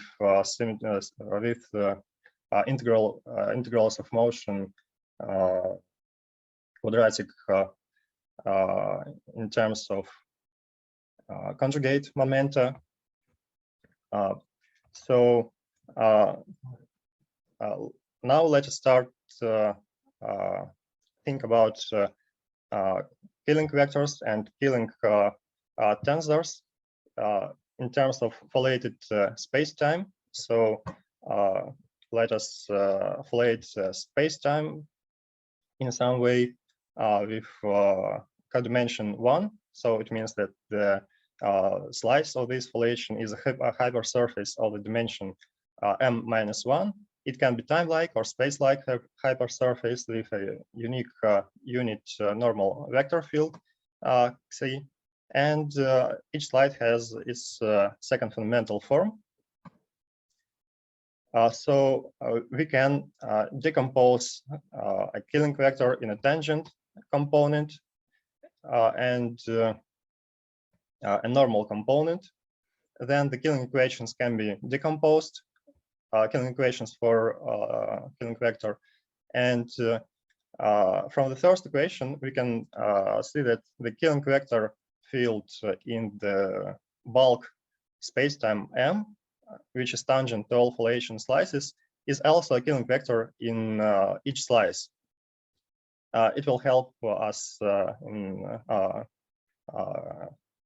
other slides, but generally, if we consider only the tangent component, generally it cannot be a Killing vector in slices until we don't have a normal component, or the slice is totally geodesic. It means that the second fundamental form is 0. Similar situation, we can see the similar situation with Killing mapping. We can decompose the Killing mapping into a tangent component and a normal component. Then we can split the Killing equations. It is a little bit larger, but it is richer, more rich for our further study. And similarly, for totally geodesic slices, one can lift the Killing tensor from the slice to the whole manifold and obtain a non-trivial normal component. Also, we can consider not totally geodesic slices, and one can try to find non-trivial solution even for arbitrary slices. In this case, we have simpler equations. For example, if we consider normal component of the Killing mapping acting on the tangent to the foliation slice direction, it should be 0. The same situation we can observe for Killing mapping the tangent component of Killing mapping acting on the normal component, it should be 0. And we have other equations which which can be obtained from general Killing equations. And we can always construct a trivial Killing mapping that satisfies these equations. For example, we can define a constant alpha times a metric tensor plus some terms with known Killing vectors, and again matrix gamma is constant. However, we can define we can use it to generate a new non-trivial Killing tensor in the whole bulk space-time using trivial Killing tensors in the slices. So let us suppose that constants alpha and gamma are not constant anymore. And in addition to our trivial Killing mapping, we have an additional normal component that we discussed in previous slides. And let us consider that the manifold has a collection of linearly independent Killing vectors fields tangent to the foliation slices. And then such vectors are also Killing vectors in the slices, not only in space, in the whole space-time. And the trivial Killing mapping of the form from the previous slide is always defined. And now our purpose is to try to generate non-trivial Killing mapping and tensor of the second rank.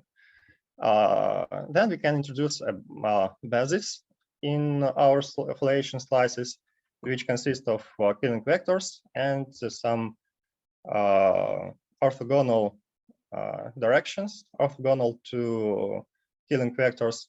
And we can define a Gramian matrix between these Killing vectors. Then that equations can be simplified even more. And we have proven the following theorem. Let the manifold M contains a collection of Killing vectors with a non-degenerate Gramian matrix with these vector fields tangent to the foliation slices with the block diagonal second fundamental form. Then there is a non-trivial Killing tensor on manifold M if the following steps can be successfully completed. What steps? First of all, as I said, the second fundamental form should be block diagonal. It means that we have the first block. This block is a second fundamental form in the direction of Killing vectors, and another block is a component along the orthogonal direction, and this second fundamental form should be partially embellic. It means that this second block should be equal to metric tensor up to some multiplicative function. The second step is to check a compatibility condition on our slices, and one more integrability condition which follows from the integrability condition of our functions gamma, alpha, beta. Then we can obtain the function alpha from the equation. We have to check whether this function alpha is constant in each slice, but not in the whole manifold. And then we can define the matrix function gamma from this relation. All these equations and relations are a result of the Killing equations.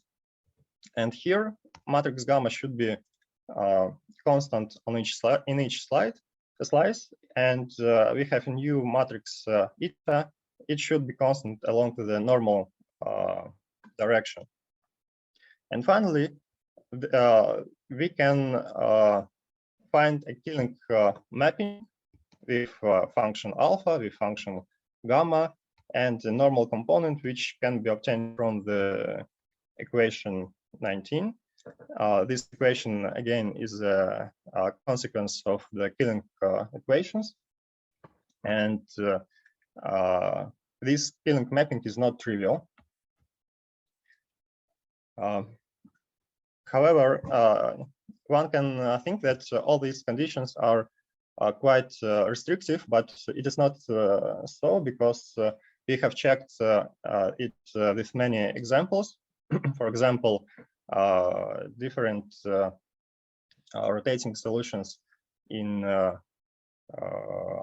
different models. Sure, if the Killing tensor exists. For example, we have checked Plebansky-Demyansky spacetime, and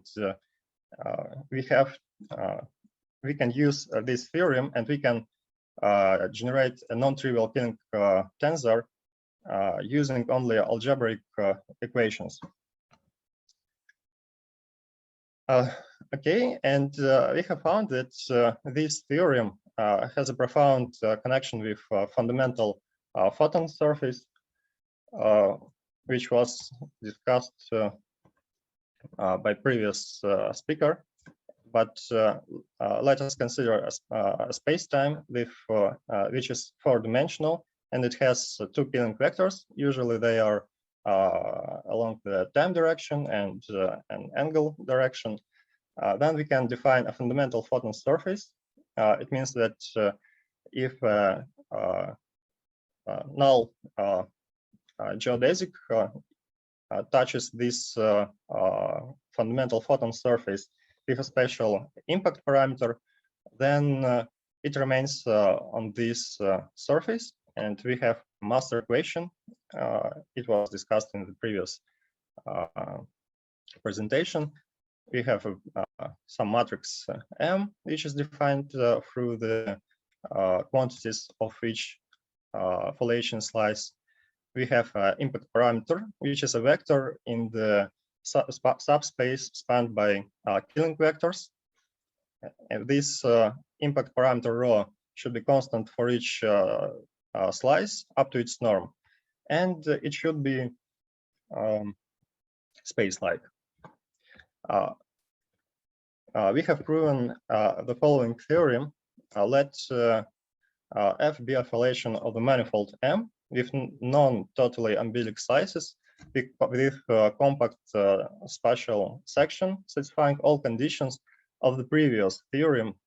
Then all points of the slice where the inequality of space-likeness holds form a fundamental photon surface. On one hand, the theorem is not true for opposite direction. I mean that since the existence of fundamental photon surface doesn't go of the fundamental photon surface, if it exists, it doesn't mean that the Killing tensor must exist. For example, we have the Poiver-His metric, where we have photons, fundamental photon surface, but we don't have a Killing tensor there. But on the other hand, the existence of fundamental photon surface in such spacetimes, it can serve as an indication that the Killing tensor can be presented in the corresponding metric.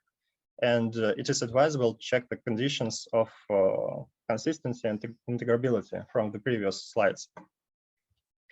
And conclusions, we have constructed a theorem which allows one to generate a non-trivial Killing mapping tensor of the second rank if it exists in the foliated spacetimes with known Killing vectors. We have shown that the conditions of this theorem can be used to show the existence of the fundamental photon surface. And the existence of a fundamental photon surface serves as an indication that a Killing tensor may exist. You can see more details and discussion in our preprint, and thank you for your attention. Thank you very much for the talk. We are still very, very good in time, so we have ample time for questions or comments. Are there any? I have a quick technical question. When you said you can have, you start with 2 killing vectors, I guess you assume that they have vanishing Lie bracket, right? I think you need this. Is that true? Could you repeat the last? For your constructions, you needed 2 killing vectors, right? For fundamental surface, yeah? Yes, yes. And I think you have to assume that they have vanishing Lie bracket. Is that true? So d by dt and d by d phi in an axisymmetric and static spacetimes, of course, do have a vanishing Lie bracket, yeah? But I think that's a condition you need in general.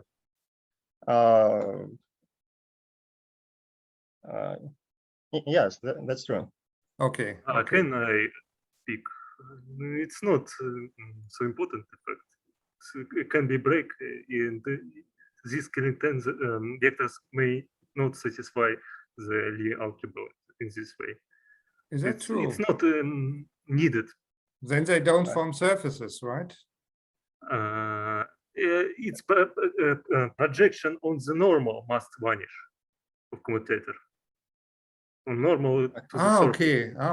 Okay, I understand. Yes, okay, thank you. Okay.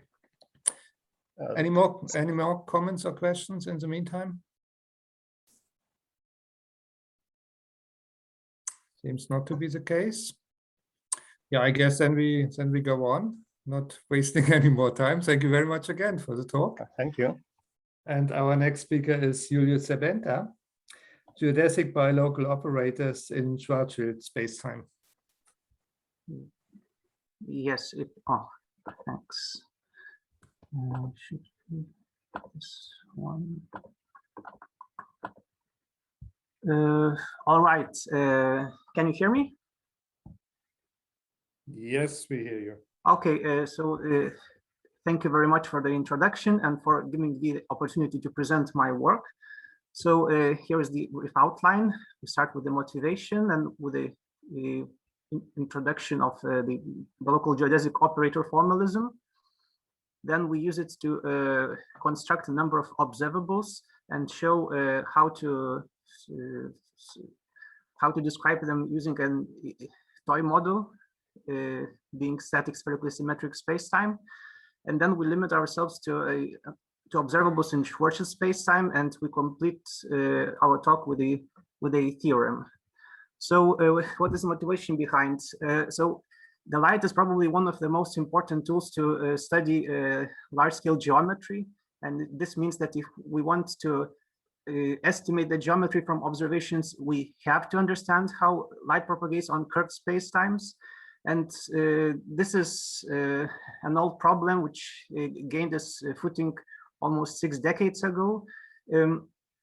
However, we think that these standard formalisms are incomplete. So for example, if you consider the Sachs formalism, it cannot really handle drift effects, which are changes of observables with respect to the proper time of the observer.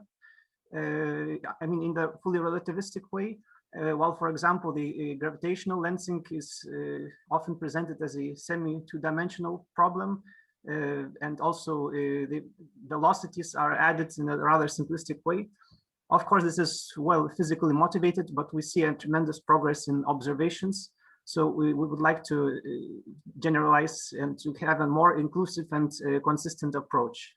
So let's set up the problem. So pick any 2 points on the spacetime such that they would be connected by a null geodesic. Let's say this one.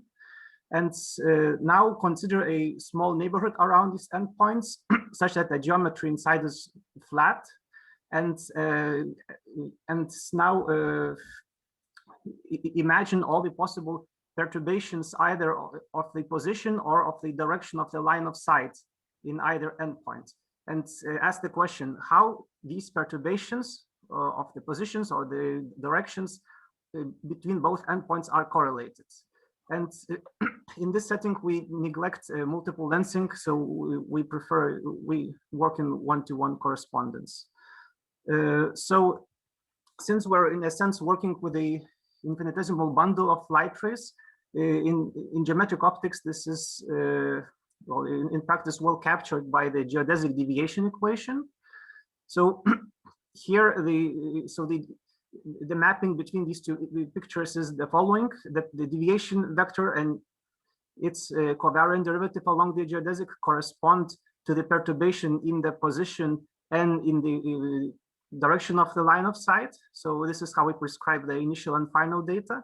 And since the problem is linear in the deviation, we can rewrite this as a sort of a linear transform, and where we have the covariant variations now. And what it gives us is a very nice property that each of these BGOs have their own, well, they satisfy their own ordinary differential equations.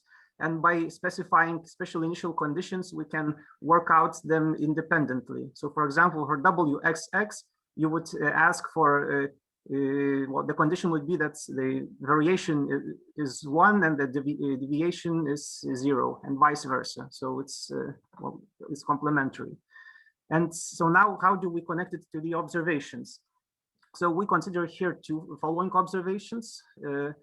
First of all, we have the optical magnification. So so the matrix M relates the physical cross-section size of the object to its angular size on the observer's celestial sky. On the other hand, we have the parallax, and by parallax we mean the following case. We have a source which emits light from one point in space and time, and we observe it from a number of observatories displaced with respect to each other. So each of them marks the position of the source on their own celestial sky, and then all these skies are superimposed on top of each other, and we have the following effective image. So the parallax matrix, which would tell you how the deviations or the positions in between these observatories correlate to the deviations of their respective images.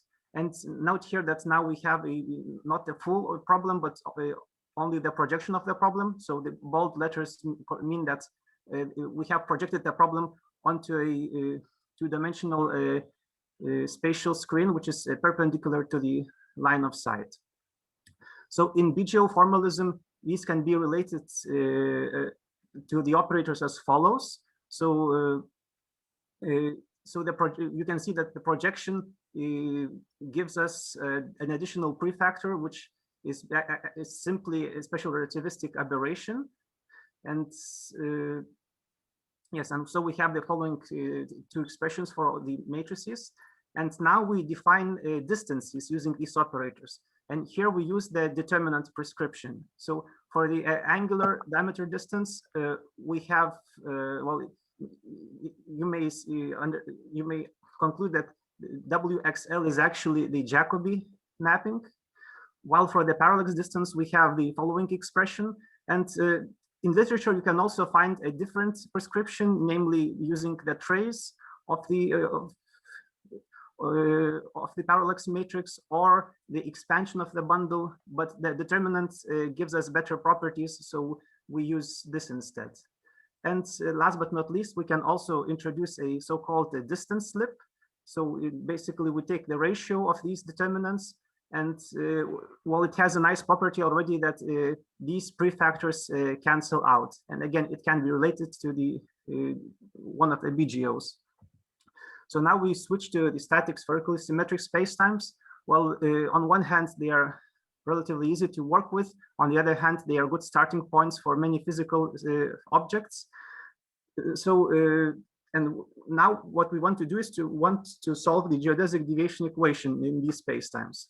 So we know that the symmetries of the spacetime give rise to Killing vectors or tensors, and which gives a conservation laws along the geodesics. And we can find the solutions at least in two different ways, and we check that they match. So you can take, for example, the solution of the geodesic equation, vary it with respect to the initial data, and then use additional condition to make the variations fully covariant. And then by taking partial derivatives of the variations on one endpoint with respect to the other endpoint, you can recover these operators, well, component by component. On the other hand, you can actually solve or integrate the geodesic deviation equation itself. So killing vectors also give rise to conservation laws for these for the deviation equation itself. And again, having enough symmetries, you can integrate this equation exactly. Well, at least in terms of quadratures, metric coefficients, and maybe the parameters of the geodesic. But that's not all. So the solution would be, well, in this way found, is expressed in the coordinate frame, which means that some of the physical effects may be obscured by the coordinate gauge. So we would like to project these solutions onto a physically motivated parallel propagated frame. So here we use a so-called seminal frame, which consists of a 4 velocity u. This is the velocity of the observer. Then we have two space-like vectors, which are perpendicular to each other and to the 4 velocity. And then we have the tangent to the geodesic that passes through the observer, so the line of sight. And again, this is perpendicular to the screen, but it multiplies with u to some constants of your choice. And again, there is a method to parallel propagate this exactly, given that you have enough symmetries. And the circular symmetric spacetimes now already suggest us a following alignment of these screen vectors. So since it is a sort of central force problem, we can consider one baseline contains in the plane of the geodesic, and while the other would be the perpendicular to this plane of the geodesic. And yes, and so what this projection does is it reduces the dimensionality of the operator quite a bit.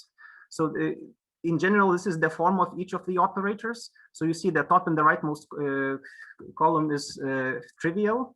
Then you see that we have the central square and the diagonalized central square, which corresponds to this static observations. So for example, yes, again, static gravitational lensing or the parallax measurement. But we're not throwing away the other components, which would be important for the drift effects. However, we will not discuss them in this talk.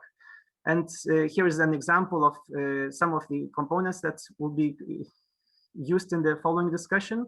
So you see that it depends on metric coefficients on both endpoints. It depends on the parameters of the curve.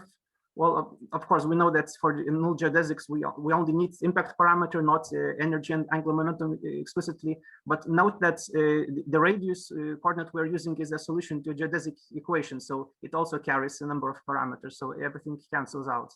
And we also have an integral, which appears quite abundantly throughout these operators. But in essence, it is it is responsible for the exponential growth. And last but not least, we see a sort of periodicity in terms of phi, which again I will explain later.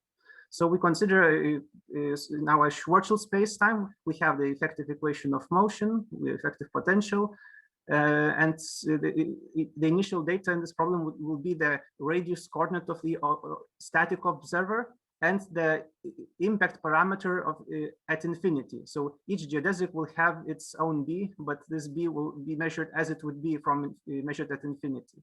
And we will consider a number of impact parameters and how these distances behave as we place the source along on this geodesic. So we'll basically follow the evolution of these distances along the curve as we placed our source somewhere on this geodesic. So initially, here all the units are measured in Schwarzschild radii, so both on the grid as well as for the amplitude of the distance measures, while mu is dimensionless, and on the horizontal lane you have the affine parameter value. And so initially we see almost no difference. The distances are very close to each other, and everything is regular and monotonically increasing. But if we decrease the impact parameter a bit, we start seeing some divergences. So we see that the parallax distance diverges at some point, and we call these points focal points, not to be confused with conjugate points. So we split this degeneracy in the literature. And we also see another point of distance equality. So at some point, the parallax distance drops below the angular diameter distance. And yes, and this, yes, and but otherwise there's nothing that's interesting. Now, if we decrease the impact parameter more, we see, in addition to the focal points, the usual conjugate points, and at these points, both angular and parallax distances vanish. And again, we see that the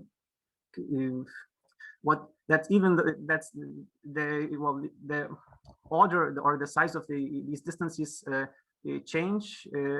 That's the angular diameter distance eventually grows larger than the parallax distance, which is somewhat flat in the end, and mu is still growing. But if we keep decreasing the impact parameter, which is now very close to the critical value, we see in more instances of these divergences, and the mu parameter is not monotonic anymore. And again, what we see is that while the angular diameter distance keeps growing, while the parallax distance, it seems that it's also slowly growing, but actually it saturates to a value. So now I will describe these things in 3 different stages. So we have the initial region, we have some intermediate region, which winds when the geodesic winds around the black hole, and we have the faraway region. So initially, we can simply consider the Taylor series of these observables at the initial point.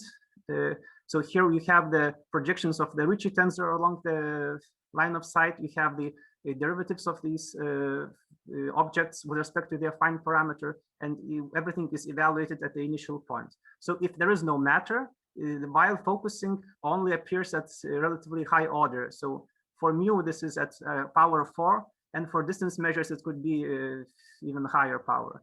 This explains why the difference is so small initially. On the other hand, if you have matter along the line of sight, then this is visible already in the beginning. And actually, this statement can be made much stronger. Now, in the intermediate region, what we have is that, well, since this is a central force problem, geodesics travel on their own respective planes. And well, the property is that these planes share a line which passes through the center of the black hole. So it's no wonder that there's a periodicity of pi, but of course it cannot be periodic forever. It eventually has to, well, in some cases it has to leave the black hole. And yes, so for conjugate points, for the observer, we see that all these points would be lying on one line.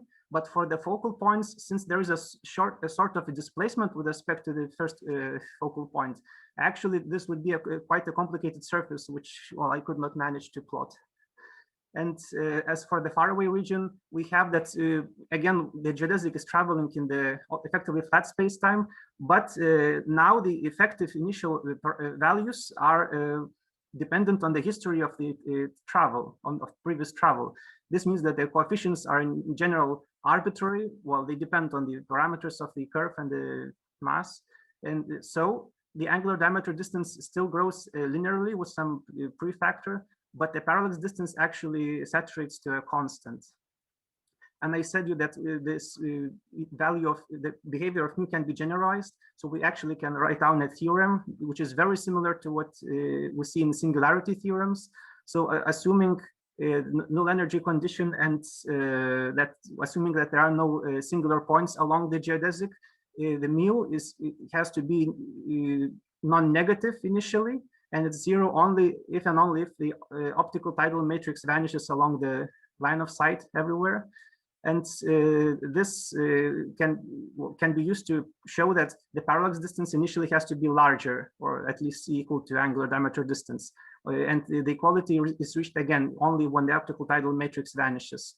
And this uses similar methods in the Penrose's singularity theorem, but we also need not only the equation for the expansion or the Urchoudou equation, but we also need the equation for the shear of the bundle. So, but otherwise it's very similar. So I conclude, we managed to, well, we presented the BGO formalism, we solved the geodesic deviation equation, and for static spherically symmetric spacetimes, and we gave a few examples of the behavior of a number of observables.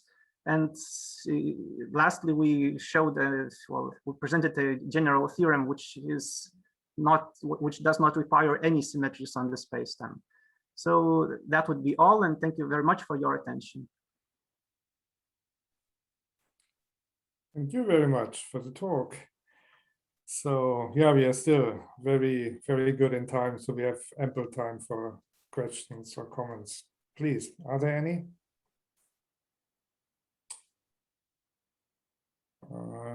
Yes, Jenny.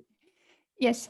Hi. Thanks for a great talk. I was wondering, could you elaborate a little bit more on the difference between the focal point and the conjugate points? What's the different meaning and interpretation? Okay, so for conjugate points, so the question is how we observe the light. So for the conjugate points, we have one observatory, and this observatory is then trying to observe an object of a finite size. So the observer is at the vertex. Now, for the focal points, you need the opposite. You need that the source is the point-like source, but the observation is done throughout some finite region. And yes, so we have a vertex, and well, we have a point-like observation, and there's some extended objects, and on one end, and the point on the other point, and you have kind of two different cases, and therefore these focal and conjugate points also happen at different points. But well, for these focal points, the problem is that it is not associated with the magnification, because for conjugate points, the light comes to one point, to one observatory, while for the focal points, you're actually observing one source from a number of observatories. So there is no light amplification. It's a somewhat different kind of experiment. Okay, thanks. But I mean, on the other hand, you're still in the geometrical optics limit. So as soon as you extend this to waves, I mean, you would expect different effects. Yes, right? yes, I agree. It's just simply trying to push this geometric optics limit to its limit. Thanks a lot. Okay. Any more comments or questions?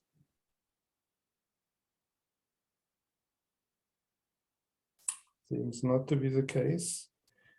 We are 8 minutes ahead. I'm a little bit reluctant to go on, because some people jump from one session to another, and they may be disappointed if the talk they want to hear is already over when they arrive. Or Mikolai wants to say something. Yeah, just a comment to Jenny's question. So the conjugate point is simply a situation when you have light rays emitted from one emission point refocusing at the observation point, whereas the focal point corresponds to a situation when you have a bunch of rays which is parallel at the observation point, but it focuses on the emission point, at least in one direction. That's the difference. Okay, Thanks. I hope it was. Yeah, I think it's clear now. Yes. Okay, thanks for this clarification. Anything else? Any more comments or questions? Yeah, okay, it's 7 minutes. Okay, maybe we can afford starting the next talk. Volker, probably somebody have a question about previous talk. If you would like to keep the beginning of talks. So yeah, that's a good idea. So yeah, for example, Alexander Zakharov had questions about previous talk. Probably he could ask now. Okay, good idea. Could I say something? Yeah, yes, go ahead. So about Volker, about your talk. So, but it was, let us say, I think almost 30 years ago, Joachim Wormsgans introduced classification of different regimes of gravitational lensing. Regime depends, according to his classification, but it's now generally accepted. regime of lensing depends only on mass, not on type of your observation or detection of masses. For instance, if your lens is a galaxy scale, it's macro lensing called because it's angular distance between images about arc second. You disagree, but wait, it's you disagree, but it's no matter. I mean, it's generally accepted. For instance, if you consider stellar lenses with stellar masses, it's called microlensing. Why? Because angular distances between images micro arc second for cosmological distances. But for if you consider lenses and sources in our galaxy, distance between images are millilenses, milli arc seconds. In this case, even 20 years ago, Bogdan Paczynski said, when we are observing microlensing events, I mean light curves, in this case, there is a potential opportunity to resolve images because distance between images milli arc second. Now it's not, it's in principle, it's possible, you know, milli arc second, because it's now, it's, I mean, for instance, for gravity, is angular resolution is around 10 micro arc second. Yeah, in the infrared, yeah. Yes, not in the optical, yeah. Mm. Yes, but regime to detect lensing with monitoring background stars was introduced by Bialka in 1969. It's very similar to Paczynski idea. Yes, but I know this, Bialka was, let us say, physicist, not astronomer. He said to increase probability, he said we could detect fluctuation at 1%. So for light curve, of course, it's not possible. But later, Paczynski realized it has to be significant deviation from, let us say, constant brightness of background stars, and he introduced, and also, let us say, computer facilities were much better. So he realized it. Second thing about cosmic strings. People suggested also to search cosmic strings, and, you know, in 2003, I mean, Russian and Italian people even declared that they found first cosmic string because they analyzed differences in images. So at cosmological distance, but later on, people recognized they got observational time for Hubble Space Telescope, and they recognized that there are two interacting galaxies with the same spectra. It was very unusual also discovery. Yeah, so there are two different objects. Yeah. Different objects. But important thing that if you are planning to search for, let us say, macro object, its scale, its huge scales, it's natural to expect that time scale for your observations will be very huge.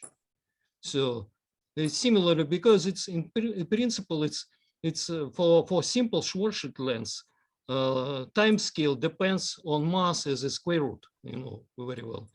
So in this case, you could find this kind of exotic objects probably only in our galaxy, when probably again your mass scales are. Yes, I fully agree with the last remark. Yes, absolutely. Yes. Yes, but that's it. But you dislike Wamsgan's classification, but no matter. It's there's something like quasar microlensing. Quasar microlensing, it means that there are variability or in light curves which are let us say originated with caustic network, which let us say caustic network arise due to let us say distribution, let us say random distribution of microlenses. Yes. So that is again, but typical scale for microlenses again, stellar masses. That is again, it's following to this classification. But okay, it's of course you could use unusual terminology, but people, it's very hard to have, let us say, interface, suitable interface between, let us, theorists and astronomers. Okay. So thank you. That is it. Okay. If you yes, want, you. I could send you Wamsgan's, let us say, classification, for example, if you like. Okay. Okay, thank you. Yeah, we have 1 more minute. Torben, is it related to what we are just discussing? I just have a really short question. I'm not sure if one can answer it, but when you have the mass of the Schwarzschild black hole, and for example, the Alice wormhole, you have M and A, which are not exactly the same. Absolutely not. Do you think the M mass of the Alice wormhole is 0? Yeah. My question is, can you scale A and M such that basically the lensing features could be theoretically the same? At least very similar. Maybe not exactly the same, but very similar. So I would guess you can do it in a way that you cannot distinguish the light curves with a naked eye. Okay, that was. I haven't done it, but that's what I would guess. That was my actually just a question. Okay, yeah, I think that we are now back in time. So Jan should now start sharing the screen. Jan Hackstein, he's going to talk on photon region and shadow in a space-time with a quadrupole moment. Please. Yes, so can you hear me and see everything? Yes, yes. So I'm in full screen now. Okay, yeah, thank you very much and welcome everybody to my talk. So today I would like to present on the topic of the photon region and shadow in the spacetime with a quadrupole moment.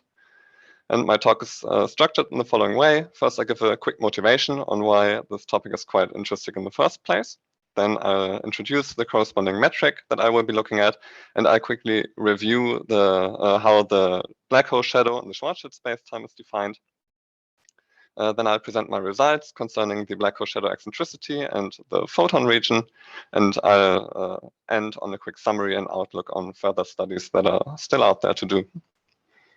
Okay, so first off, of course, black holes are expected to be present at the centers of galaxies, for example, M87 star and the black hole candidate Sagittarius A star. And in that case, they are, of course, surrounded by a matter distribution, which in turn influences the black hole. So it's necessary to include this influence of an external gravitational field into this theoretical description. And one simple but instructive way of doing this is by looking at an exact solution of the Einstein field equations, where we just have an additional parameter for the deformation. And for simplicity, one can start by looking only at the quadrupole moment. And if we base this approach on the Schwarzschild spacetime, we can characterize the influence of the quadrupole moment without any additional parameters, such as the black hole electric charge or black hole spin. And then once we've understood this influence, we can then move on and generalize the approach with more intricate setups. Okay, and in this talk, I'm interested in the deformation of the black hole shadow that an observer sees under the influence of the quadrupole moment. And I'll preface everything with some conventions. So in this talk, every equation is written in geometrized units. So the speed of light and gravitational constant are set to 1. We're using the Einstein summation convention. For the distorted metric, I've chosen the Lorentzian metric signature. And since we're parametrizing the light-like geodesics with the affine parameter S, we just abbreviate the derivative with respect to S with a dot. Okay, so the metric of a Schwarzschild black hole in an external gravitational field is defined or given by this equation here, equation 2 in Schwarzschild coordinates. And I've colored the difference to the usual Schwarzschild metric in red here. So we have 2 additional functions, u and v, that depend on the coordinates r and theta. And they also include the parameters cn, which are the multiple moments of the deformation. And since we're only interested in the quadrupole parameter or quadrupole moment, which is the parameter c2, we choose all other parameters cn to be set to 0. And in that case, the functions u and v take this form right here. So by expression 3 summarized. And by how we define the quadrupole moment, some characteristics of the metric change when compared to a usual Schwarzschild metric. So I just want to list the most important aspects quickly here. So for one, the metric is still static. However, it's no longer spherically symmetric, but axially symmetric with respect to a polar axis. And due to how the multiple moment is defined or chosen, the metric is no longer asymptotically flat. So it does not transition into Minkowski far away from the origin. And now I just want to quickly review how the black hole shadow is defined in the Schwarzschild metric in the first place. So what we do is we position an observer outside the horizon at some radial coordinate RO. And then we send and we scatter light sources everywhere in the universe except for between the horizon and the observer. And then we can send out path-oriented light rays from the observer into the direction of the black hole. And now the shadow's boundary curve is defined by all the light rays sent out at an initial angle θ0 that asymptotically spiral towards the photon sphere at r equals 3m.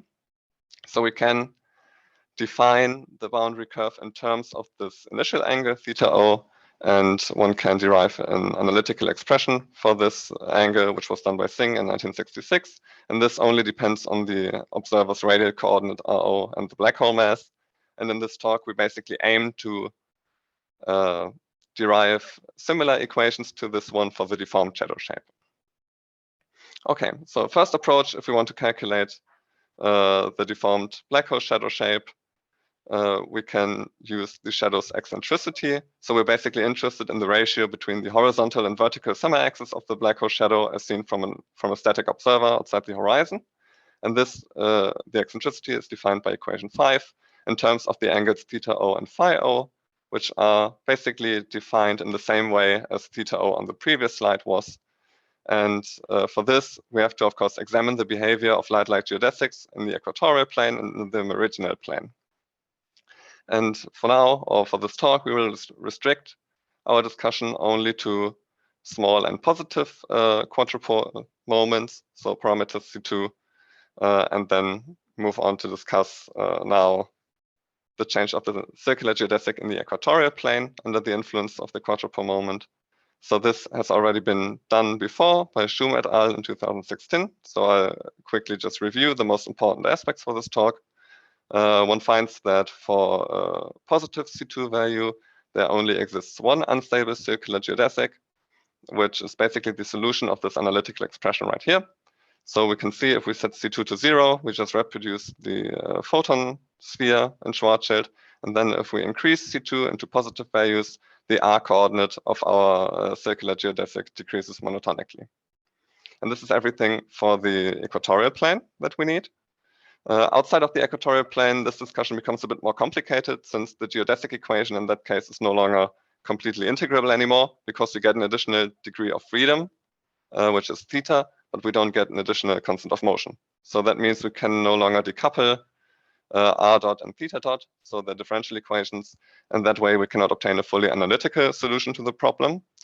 So what we can do instead is just calculate specific solutions of the system by numerically integrating the system of differential equations, where we then have to choose initial conditions for the geodesics, so r0 and θ0. And for the meridional plane now, I want to show one example for a small and positive C2 value. So we choose, for example, 5 times 10 to the power of -3. And what happens here is, so I've plotted on the right the result as an orange dashed line is the circular geodesic in the Schwarzschild spacetime, so r equals 3m. And now under the influence of a quadrupole moment, so under this C2, this circular geodesic actually deforms into the blue curve. So what we see is the blue curve, the radial coordinate increases, and we see on the polar axis, the radial coordinate is a bit larger than on the horizontal axis. So this means we have a prolate deformation of the circular geodesic. And what we can, so what this means is that the shadow no longer depends on the circular geodesic, but on non-circular closed geodesics. And what we can see here also is with this red dot that I've plotted here, this denotes the circular geodesic in the equatorial plane, which is of course perpendicular to the plotted plane. And we see that this does not intersect with the blue curve. So what this hints at is that there's no deformation of the photon sphere actually happening under the quadrupole moment, but that there emerges a whole photon region around the black hole. And this photon region, I will look at this later in more detail in this talk. So however, we still need to discuss some things about the meridional plane. So this blue curve that I've plotted is not the only closed non-circular geodesic that exists here. I've plotted one more example here on the right. So this small black curve is the one I've discussed on the previous slide. And then we have one more example here with a much larger radial coordinate, which goes up to 16m here, so r equals 16m. And there are additionally more closed geodesics that one could show, but for this talk, they are of no relevance, so I'll skip them here. What we have to look at instead is the behavior of the neighboring geodesics. So I've tried to visualize this here on the right with all these different colored geodesics. They start on the polar axis here, very close to the closed geodesic, so near 16M. And they all, with the initial condition, approach this closed geodesic. And what would normally happen in Schwarzschild, we would expect that these geodesics monotonously spiral towards the circular geodesic. However, here we have no monotonous behavior. Instead, when we have a small change in the radial initial condition, we have a big change, a huge impact on the overall trajectory of the geodesic, because as we can see, all these different colored ones are all over the place here. And so these numerical solutions basically indicate chaotic behavior of the neighboring geodesics. And this chaotic system that can be attributed to the additional degree of freedom, theta, which we of course get by the influence of the quadrupole moment. So in general, this result in the meridional plane with the multiple closed geodesics and chaotic behavior makes it rather difficult to define a distinct vertical shadow axis that the observer can see for an observer outside of the horizon.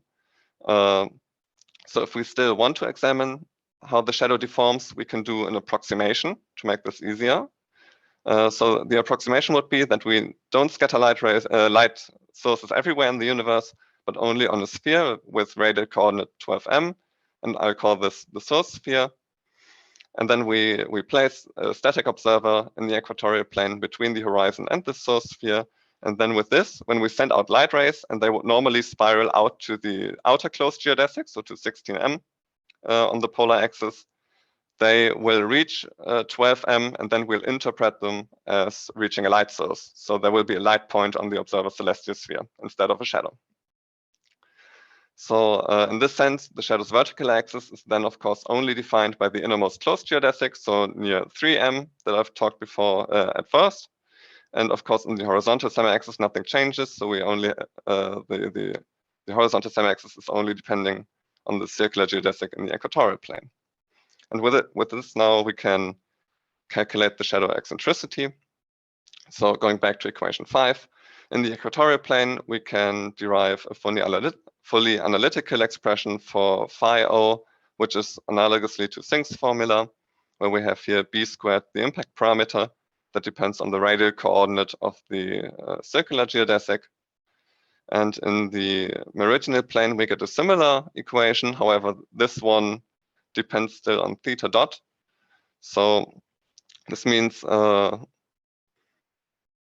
basically that we can only evaluate this angle pointwise for a given set of initial conditions. So for our geodesic. And with this, with equation 7 and 8, we can input them into the eccentricity. And then if we place an observer in the equatorial plane, we can actually plot the eccentricity depending on the observer's radial coordinate, again for a small constant quadrupole moment. And usually, by definition, when the eccentricity is 0, we interpret this as the observer seeing a circular shadow shape. And when the value is between 0 and 1, we have an elliptic shape. And here, the result on the right shows that we have a positive value of the eccentricity, which monotonically increases the further out we place the observer from the horizon. And from this, we see that in this approximation, the observer basically sees a prolate shadow deformation. So from the circular Schwarzschild shadow form, we come to a slightly elliptical deformation under the influence of the quadrupole moment. And now we can improve this approximation by actually looking at the photon region that we found previously, or that was hinted at previously. And the photon region, in there we have generally geodesics with a non-vanishing phi and theta component. So this means we have to solve a generalized system of differential equations, and then we can project these geodesics onto the meridional plane. And in this way, we obtain a projection of the photon region where the geodesics oscillate between a minimum and maximum value of theta. And these points actually constitute the boundary points of the photon region.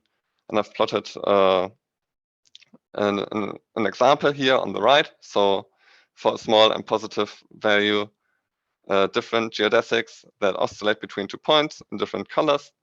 And if we take the set of all these geodesics, they indicate a crescent-shaped projection of the photon region on the meridional plane. And with this projection, we can now actually define the boundary curve of the black hole shadow by all the geodesics that asymptotically spiral towards this photon region, which we can then calculate numerically. So we can do this by setting an observer again at some position between the horizon and our source sphere. So we're still in the approximation, and then calculate the geodesics that asymptotically spiral towards the photon region.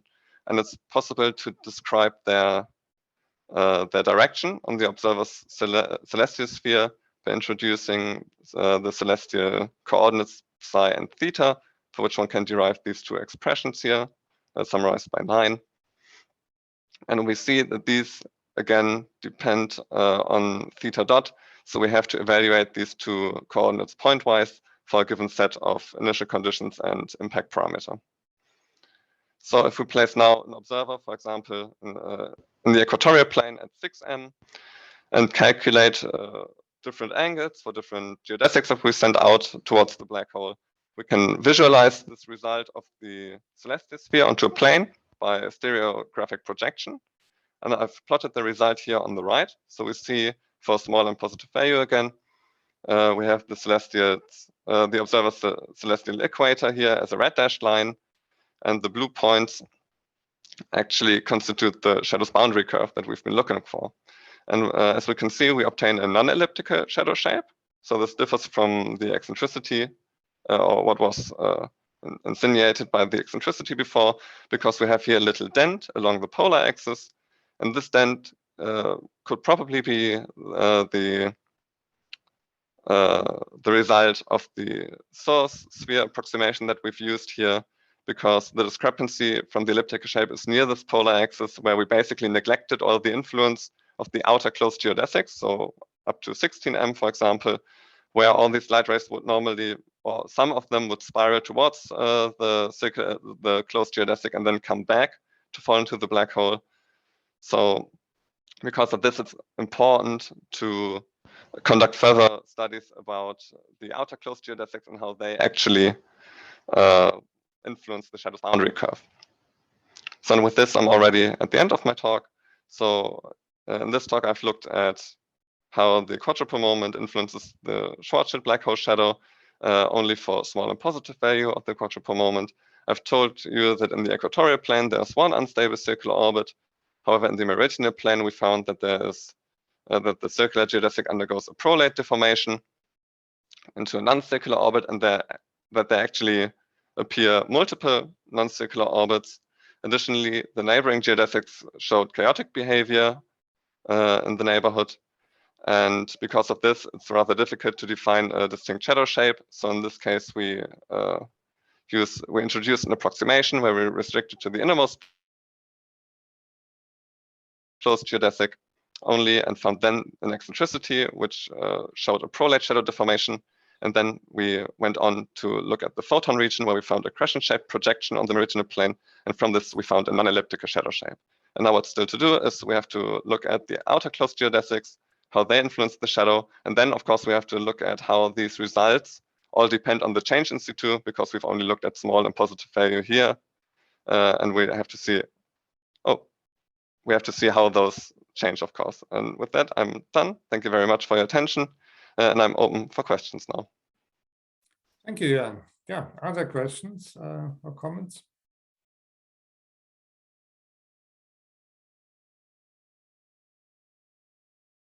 There is one. Nikolai, please go ahead. Hello, this deformed solution is completely new to me. And I have a simple question. Do you expect this type of completely chaotic behavior to happen at any possible radius all the way to infinity, or is it just a feature of the region close to the black hole?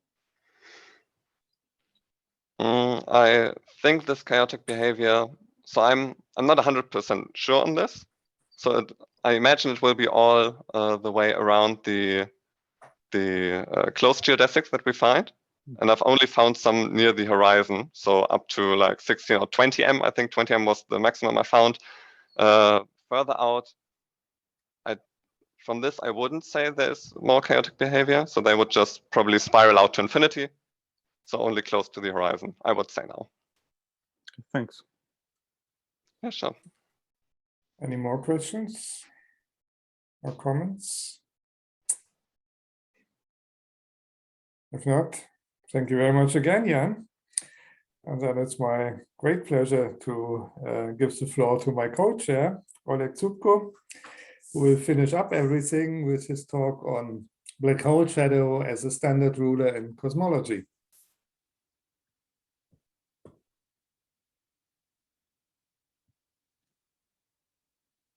Does it work?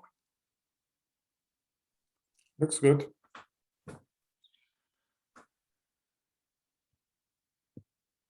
Okay, thank you, Volker. In my talk, I will speak about black hole shadow as a standard ruler in cosmology. Oh,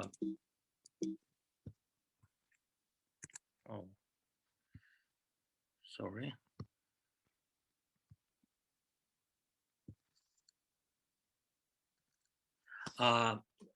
This work is mainly based in our paper with Zuhui Fen and Gennady Besnovatый-Kogan in classical quantum gravity last year. And also before this paper about standard ruler, there were two papers in physical review, one with Volker Perlich about the calculation of shadow in expanding universe. So in this slide, I shortly remind about the theoretical construction of black hole shadow. So let's look in the left figure. If we have an observer here, and the observer emit light rays to the past, so you will have two classes of light rays. One light rays, it's a red one here, will go to infinity after deflection by black hole, and some of light rays will go to a black hole. So now if you consider observer and black hole and surrounded by many sources around them, and all these light sources emit light rays, and in right figure we will have no light rays corresponding to blue ones on the left figure. So we will have this cone is empty for observer, and this cone we call the shadow in idealized situation. So the size of this shadow for arbitrary position of observer was calculated by Sinch. Also, this formula can be found in the review of Zeldovich and Novikov. They just use another trigonometrical function, but the formula is equivalent. And so for distant observer, if we consider R0 much bigger than M, we'll have this approximate formula with 3 of square root 3m in numerator. I remind that in these units, Schwarzschild radius is 2m and radius of photon sphere 3m. And the critical impact parameters is 3 square root 3m.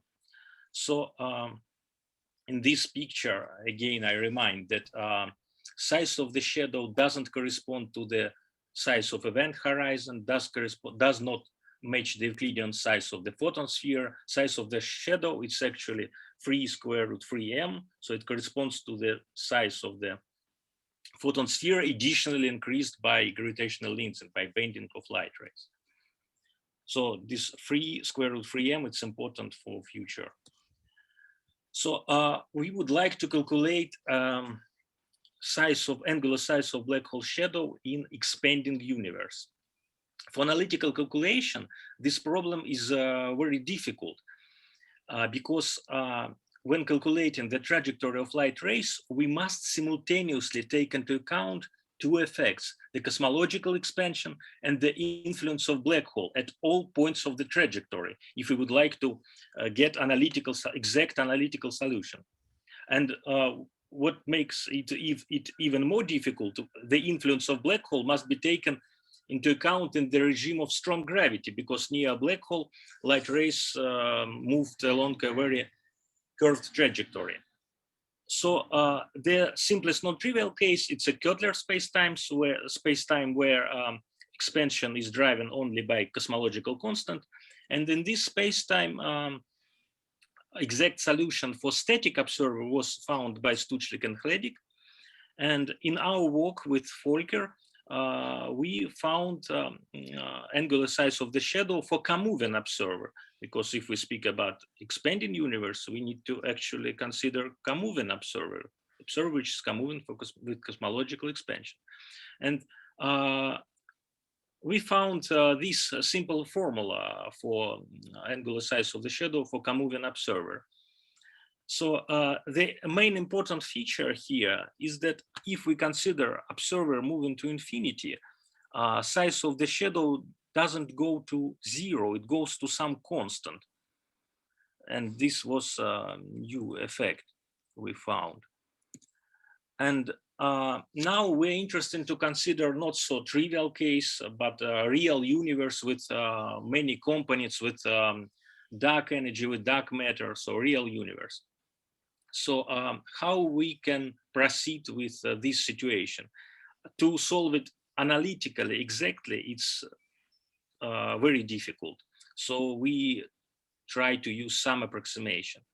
On this slide, you see known formulas from textbook about apparent angular size of object in expanding universe. So if you have some object, galaxy, distant galaxy, for example, with physical size L, it's known from cosmology that angular size of such object will be given by such formula, where in denominator is a dAs, angular diameter distance, which is known function of cosmology. So in this picture, you can find it in many textbooks and lectures. You see apparent angular size of the object in expanding universe as a function of redshift. So you see that if we have a universe with only lambda, angular size of such objects go to constant. So this agree with our consideration of the shadow.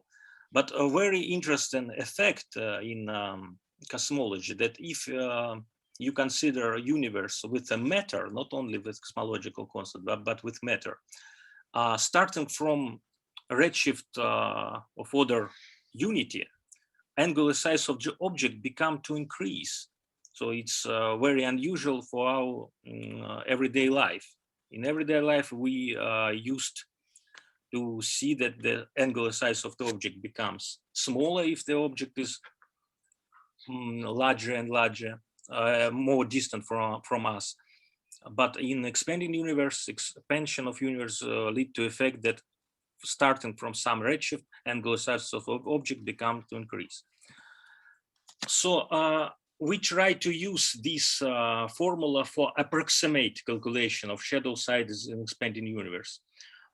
In real life, we have some approximation. First of all, in practice, observer is always very far from the black hole. So a distance is much larger than the horizon, gravity of black hole can be neglected. Second, the expansion of universe manifests itself only on large cosmological scales. In the vicinity of black hole, it's negligibly small. So in realistic situation, near black hole, we can neglect the cosmological expansion, and then large cosmological scales, we can absolutely neglect black hole gravity. So in such approximation, the whole influence of black hole gravity on the path of ray traveling from black hole to observer is reduced to use an effective linear size of a black hole. So it's an effective linear size of shadow, 3 square root 3m in numerator of this formula. And in our paper, we have shown that this approximation works really well in these conditions. So it's approximate formula, but for practice, it's absolutely enough. So one of our main predictions here, that if you come back to this picture, you see that angular size of the object becomes to increase if you have a universe with realistic parameters. So in this picture, you see a comparison of a shadow size for M87. It's a big circle, and the shadow size of a supermassive black hole with big masses, yes, and at redshift 10. So you see that we need probably only 1 or 2 order of magnitude to see such a black hole in a large cosmological distance. And now I go to our main subject here. It's about standard rulers. So there are many standard things in cosmology. For example, very known thing is standard candle, is object with known luminosity. Also, there are standard Siren, and they were proposed for gravitational waves measurement, and they already were used now after observational discovery of gravitational waves. And there is also a standard ruler, so it's an object with known physical size. And we propose to use a black hole shadow as a standard ruler. What does it mean? So, as I said, angular size of a black hole shadow in expanding universe can be calculated with a high accuracy by this formula. So in numerator, we have an effective physical size of the shadow, 3 square root 3m. And this effective physical size depends only on a black hole mass.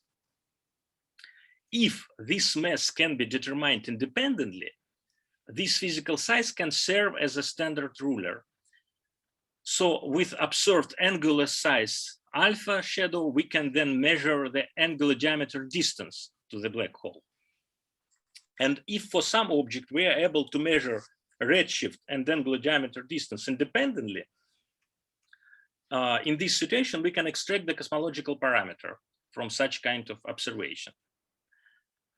So let me show this picture. In this picture, we plot expected apparent angular radius of shadow in microarc seconds as a function of redshift for different masses of supermassive or black hole, starting from 10 in 7 power until 10 in 11 power. So you see here that this angular size initially fall down, but starting from redshift approximately 1, it becomes to increase. So now in this picture, we have only one observational point. It's M87, which has a redshift 0.004 approximately. So if we will have more observational points here, more shadow, what we can suggest? 2 regimes of observations can be suggested. First of all, small redshift. So it's this part of figure here. For small redshift, shadow can provide independent methods of measuring the Hubble constant.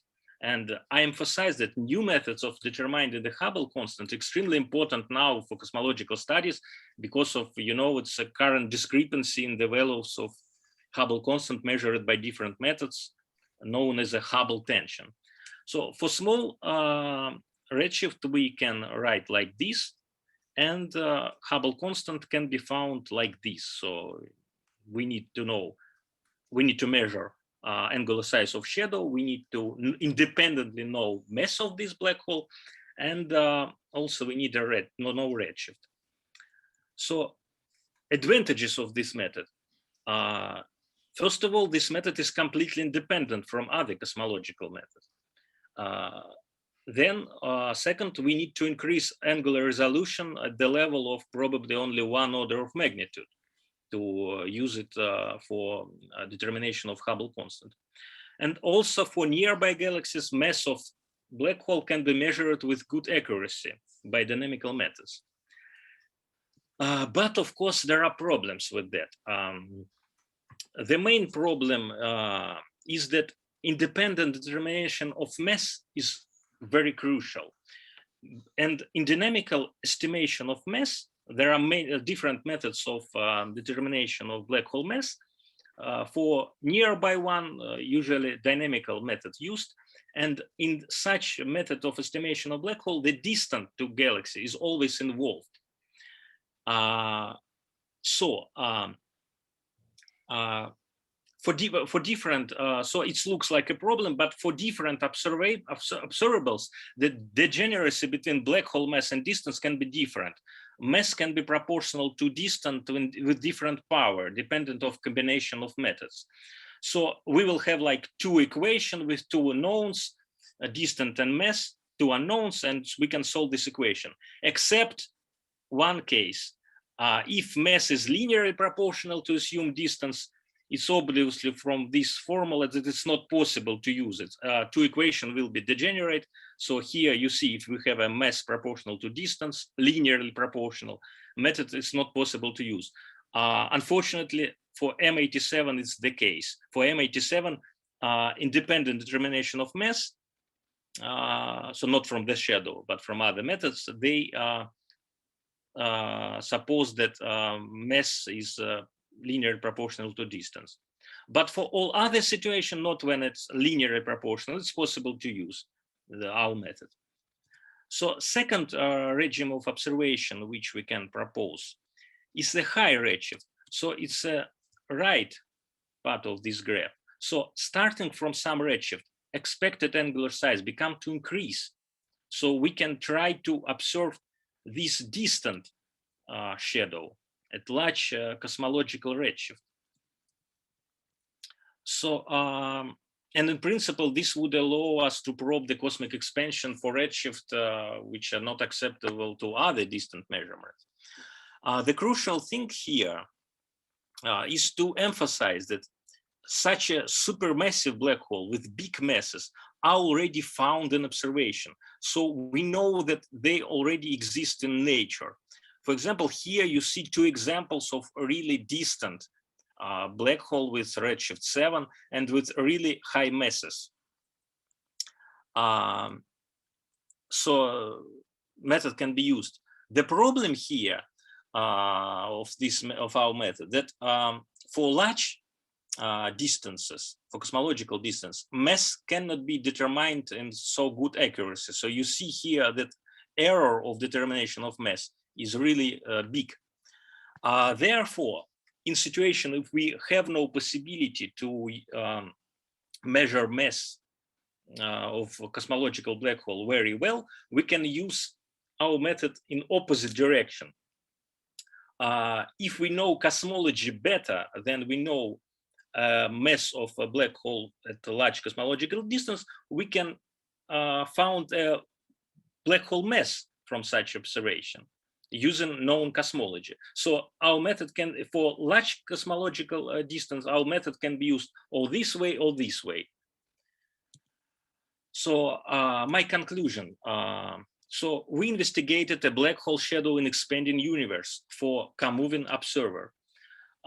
So for Kotler case, for Schwarzschild de Sitter, we found exact analytical solution for co-moving observer, and this solution exact, it means that it works for every position of observer. For general case of expanding multi-component universe with a dark energy, dark matter, we present approximate solution, which is just a angular size redshift relation where we substitute effective linear size of the shadow. In our work, we have proved that this approximation works well. And we propose to use the shadow of supermassive black hole at large, at cosmological distances as a standard ruler for cosmological application, assuming that the black hole mass can be determined independently for such a black hole. And two regimes of observation are proposed. First, observation at low redshift distances, and then they can be used to constrain the Hubble constant independently. And second, the angular size of shadow of high redshift black hole start to increase from some redshift due to cosmic expansion and may also be reachable with future observation. So I just here, let me just advertise our recent review with Volker Perlich. This review is focused on analytical studies of a shadow as opposed to numerical and observable studies. So we think that we feel some, let me say, gap in such a review. So usually review are devoted to numerical and observational things. So we here focused on analytical things. So, okay, thank you very much. Thank you, Oleg. Any questions or comments?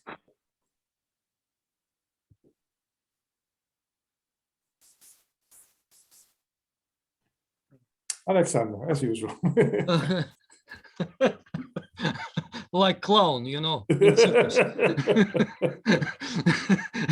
Between performance, but also I'd like, it's very nice idea, but I would like to mention that recently Event Horizon Telescope team introduced additional parameter. They call it like charge. Of course, it's not electric charge, but it's in principle, there are, they consider, I don't remember exactly, 6 or 7 models.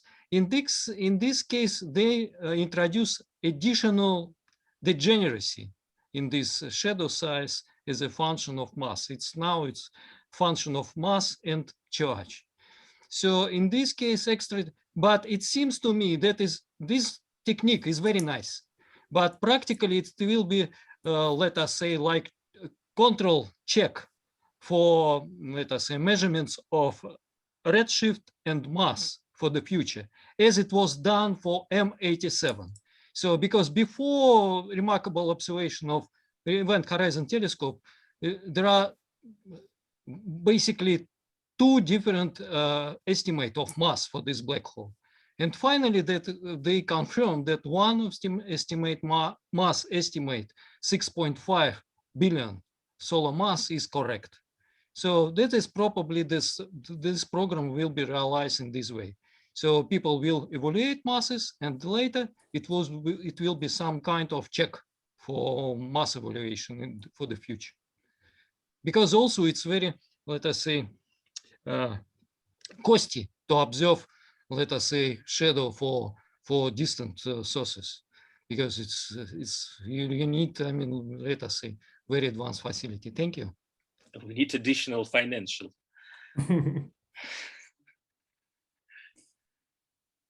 Okay. Okay, thank you for your comment. Yeah. Maciek has a question. Yeah, so I have a couple of comments that was really interesting. So first, let me tell you that we are, of course, aware of this non-monotonicity of the angular distance. And we actually wrote for the EHT a white paper like two years ago. And I just checked it that unfortunately we're not citing you, because I when we were preparing that, I wasn't aware of your work, I think.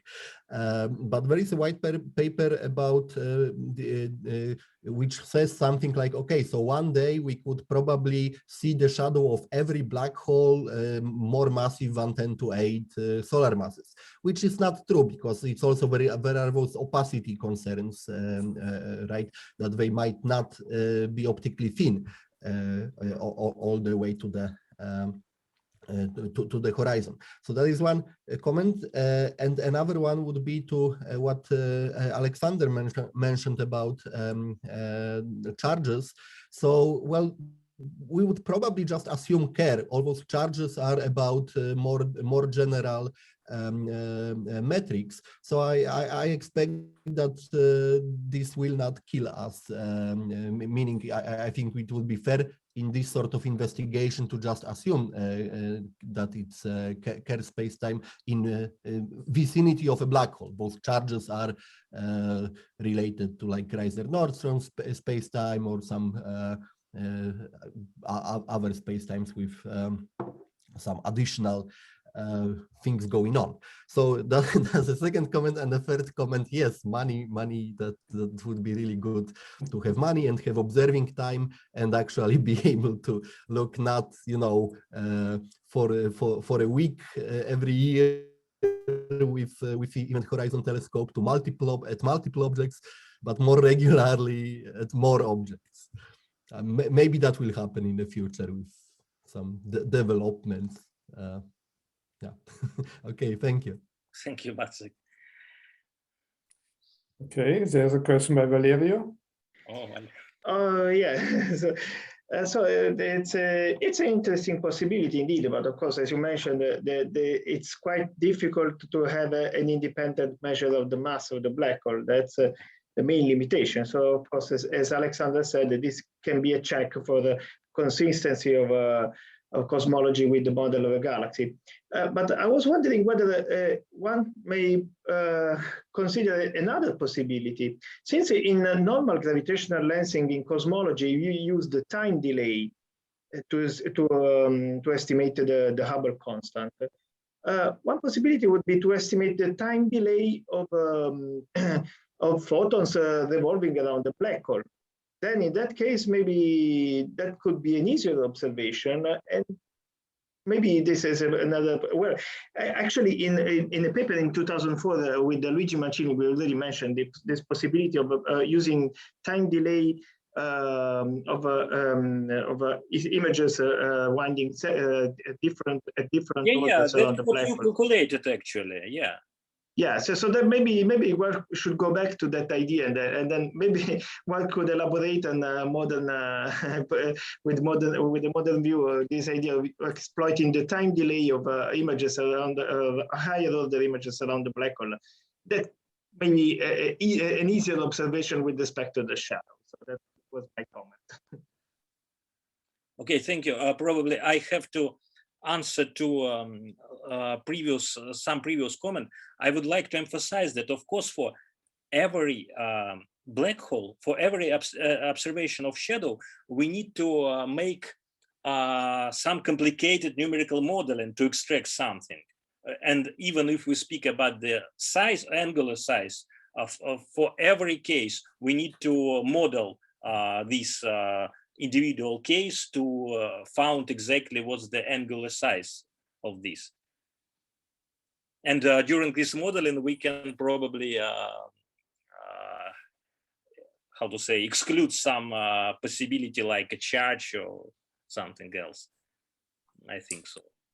Okay, I have a look at the clock. There's some danger that the room will be closed fairly soon, but nonetheless, if Jenny has a question, she may ask. Yeah, I was just like, I just wanted to quickly follow up on this time delay stuff. I mean, we already saw previously that this shadow seems to change in the size. So and that the shadow seems to go around. So something is changing in the intensity there and maybe also in the size in the previous talk. So could we also use this, which we already have, to get an estimate on the mass, or to just get another kind of like standard ruler from this black hole?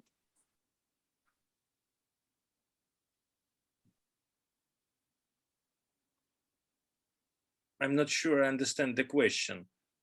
I mean, we saw in one of the earlier talks that for the apex baseline that there was some change in the intensity, so that actually there was some moving around the black hole, which we have already observed in the intensity, where this intensity maximum that we saw for M87 was going around the black hole from 2009 to 2013 or so.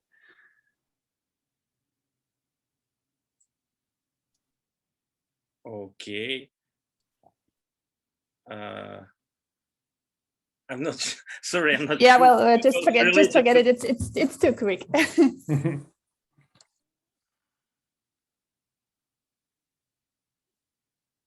Okay. Yeah, I have to admit that I also don't quite understand what you. Yeah, I don't understand. It's not related to my talk, probably. Yeah. No. Let's take it offline. I will give you the image data from the previous talk, and then I can explain to you a little bit better.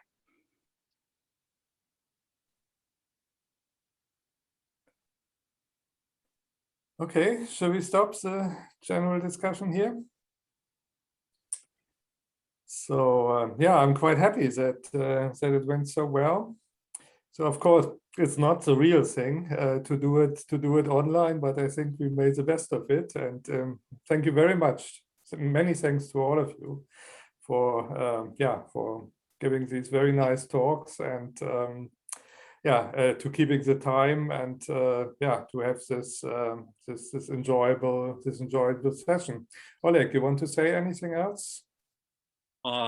Probably just would like to thank all of you again. So I think it's our section probably one of the most biggest here. So yeah, even the 6:30 session was. I expected 5 or 6 people today in the beginning, yeah, but it was close to 20 from the very beginning, so I was quite happy.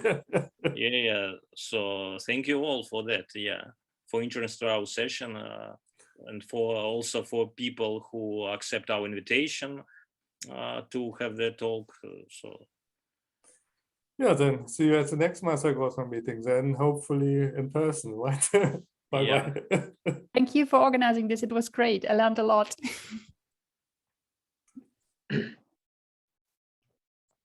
Thank you very much. Bye. Thanks a lot. Bye-bye. Bye. Thank you. Thank you.